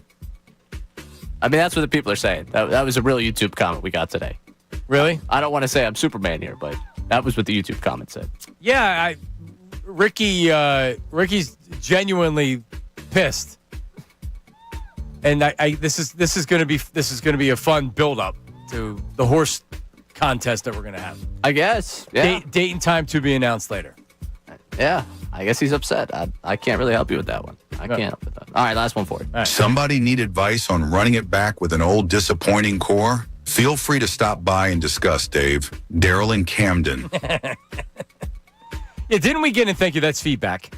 Email feedback, 975feedback at 975thefanatic.com when you're listening to the show or watching the show. Just send a quick email. Or you can text our text line, which is 610-632-0975. Just leave your name and location. And you can put feedback in front of it so we know. Or we just maybe take a couple texts that are funny. But keep the texts coming, whether it's for feedback or for the regular show. We love them all. There you go. There was actually one texter, I believe, today, Ray, that was comparing Daryl Morey, more or less saying this. He's doing Daryl Morey type things. No, they were giving Daryl Morey credit in comparison to Dave Dombrowski, which is another step further. Again, I'll ask the question. I know. Ricky and Bill are going to be talking about this coming up. I think it's tough not to be a little bit angry after listening to Dave Dombrowski. But then when you kind of think about it, all right, he's saying that we won 96 games and we were close, and if this happened, if that happened, we beat the Dodgers. The Dodgers are maybe the best team in baseball. It's just a bad matchup, and a couple of things decided the series. And that's not wrong. I just wasn't ready to hear that because I had worked myself into they're going to make a bold move, and they're saying, no, this isn't good enough. We can't run this back. And he came out and he said, we're running it back. And he literally did a cannonball into we're running it back pool, and the water splashed all over us. And I wasn't expecting that. I don't know why. I wasn't expecting that at all. It wasn't even a question that he's comfortable with them running this team back. Fine line. Yeah. It's a fine line. I guess I don't know, man. Sometimes you get good reads on situations, and other times you're just, and I was lost on this one. Fine line. You run it back, they win 94 games, they lose in the playoffs again, then what? What? JT, if you sign JT to a 2-year contract, guess who's back in 2 years? JT. If you sign Kyle Schwarber to a 4 or 5 year contract, guess who's back? Trey Turner, Bryce Harper. If you're having these four players as your big four, that's not going to change for 2 years. Do you think that is good enough to win a World Series? I don't. Not unless your other players, you're talking about the edges or the margins or things like that. Is Crawford going to be a good enough upgrade coming in and playing left field? He doesn't have any power impact. Okay, he might be a good 9-hole hitter or something like that. But let me say this: Brandon Marsh isn't getting any better. Bryson Stott isn't getting any better. Maybe he has a better season, but he kind of is what he is. I think he's a good player. But the players that you're looking at aren't getting better. So unless you're going to have an under-the-radar signing and you're bringing in somebody that is like, wow, you're saying that was a great contract, I don't know how you're good enough at the end of the year to where they're winning a World Series. And what they're going to tell you is the roster they had at the end of this year they felt was good enough to win it all. Now, you're not going to bring it all back, so you're going to have to make upgrades, but that's the way they feel. That's the way Dombrowski looks at this club. Oh, man, he's got me saying club now. Yep. Yeah, you might as well why don't you just go work for him since you're speaking just like him? Fine line. It's a fine line, man. So if Herb from Northeast Philly, Herb, I only got about 2 minutes, so you got to get to it. Let's make it. Let's go. What did you think of Dombrowski there, Herb? I listened to like 99% of it. I was in King of Prussia. I'm out here at Xfinity now. I'm going to give you 4 names here. Marshawn, Romuto, Clemens, Corey Clemens, and Banks, okay? Number 1, Marshawn, should have been catching every third day from May on, okay? Romuto should have been in the 5th hole for this whole series against the Dodgers. Clemens should have been with this team, okay? You're talking about Cody Clemens. Minnesota. Yeah. Yes. And the guy Banks, the reliever, either Banks should have been put in the game, okay, or they should have kept Luzardo. I'd rather had lost the game with Luzardo. I agree. The reason why I say that is because this right-handed pitcher's had some episodes with runners on base back in July, August. There was a few different times that he had some issues and he gave up runs in the 8th inning, 9th inning, whatever. Listen, I agree with you, but I thought we already deliberated that game right there. I agree with you. I would not have taken Luzardo out for Ron Kirkering. They did. They wanted the right matchup. It wasn't ridiculous to take him out. There's a couple moves that Rob Thompson made that I disagreed with, but overall, if it doesn't work, it wasn't a ridiculous move. The bunt was still bothers me that you bunted him. I mean, that's the overall attitude of the team. Well, we're going to play to tie. No, you play to win, man. I don't care if you're at home or not. But anyway, and Marshawn. No, I don't want Marshawn playing every 3 days. JT caught more innings behind the plate than any catcher in baseball. He was supposed to have a reduced workload this year. Didn't happen. So you know what? Play him that much again. You would have signed him for 2 more years, then run him into the ground the next 2 years behind the plate. And that's the thing. I care. Like, looking at the options out there, what's out there to be at JT's level? Like, how are you replacing those innings? Marshawn, when he did it in the minor leagues, got hurt. He's a backup catcher. He's not a starting catcher right now. He doesn't hit well. And then you would have to bring another catcher in to split that workload. I mean, it's tough. This team, they walked a real fine line to trying to win a World Series, and they just didn't. You would save money because he's doubling as your DJ, but you could have Stubby as your backup. So they're bringing in a bench coach. Just kidding. He could be the bench coach. I'm just saying. Field coordinator all feels like ways to just say, hey, Stubbs, let's get you a job. Ricky Bottalico, Bill Colarulo coming up next. Ricky Bo, I expect to be shot out of a cannon after hearing that press conference today. Fine line. He's coming up next. We'll talk to you tomorrow on a Football Friday. See you. Now on 97.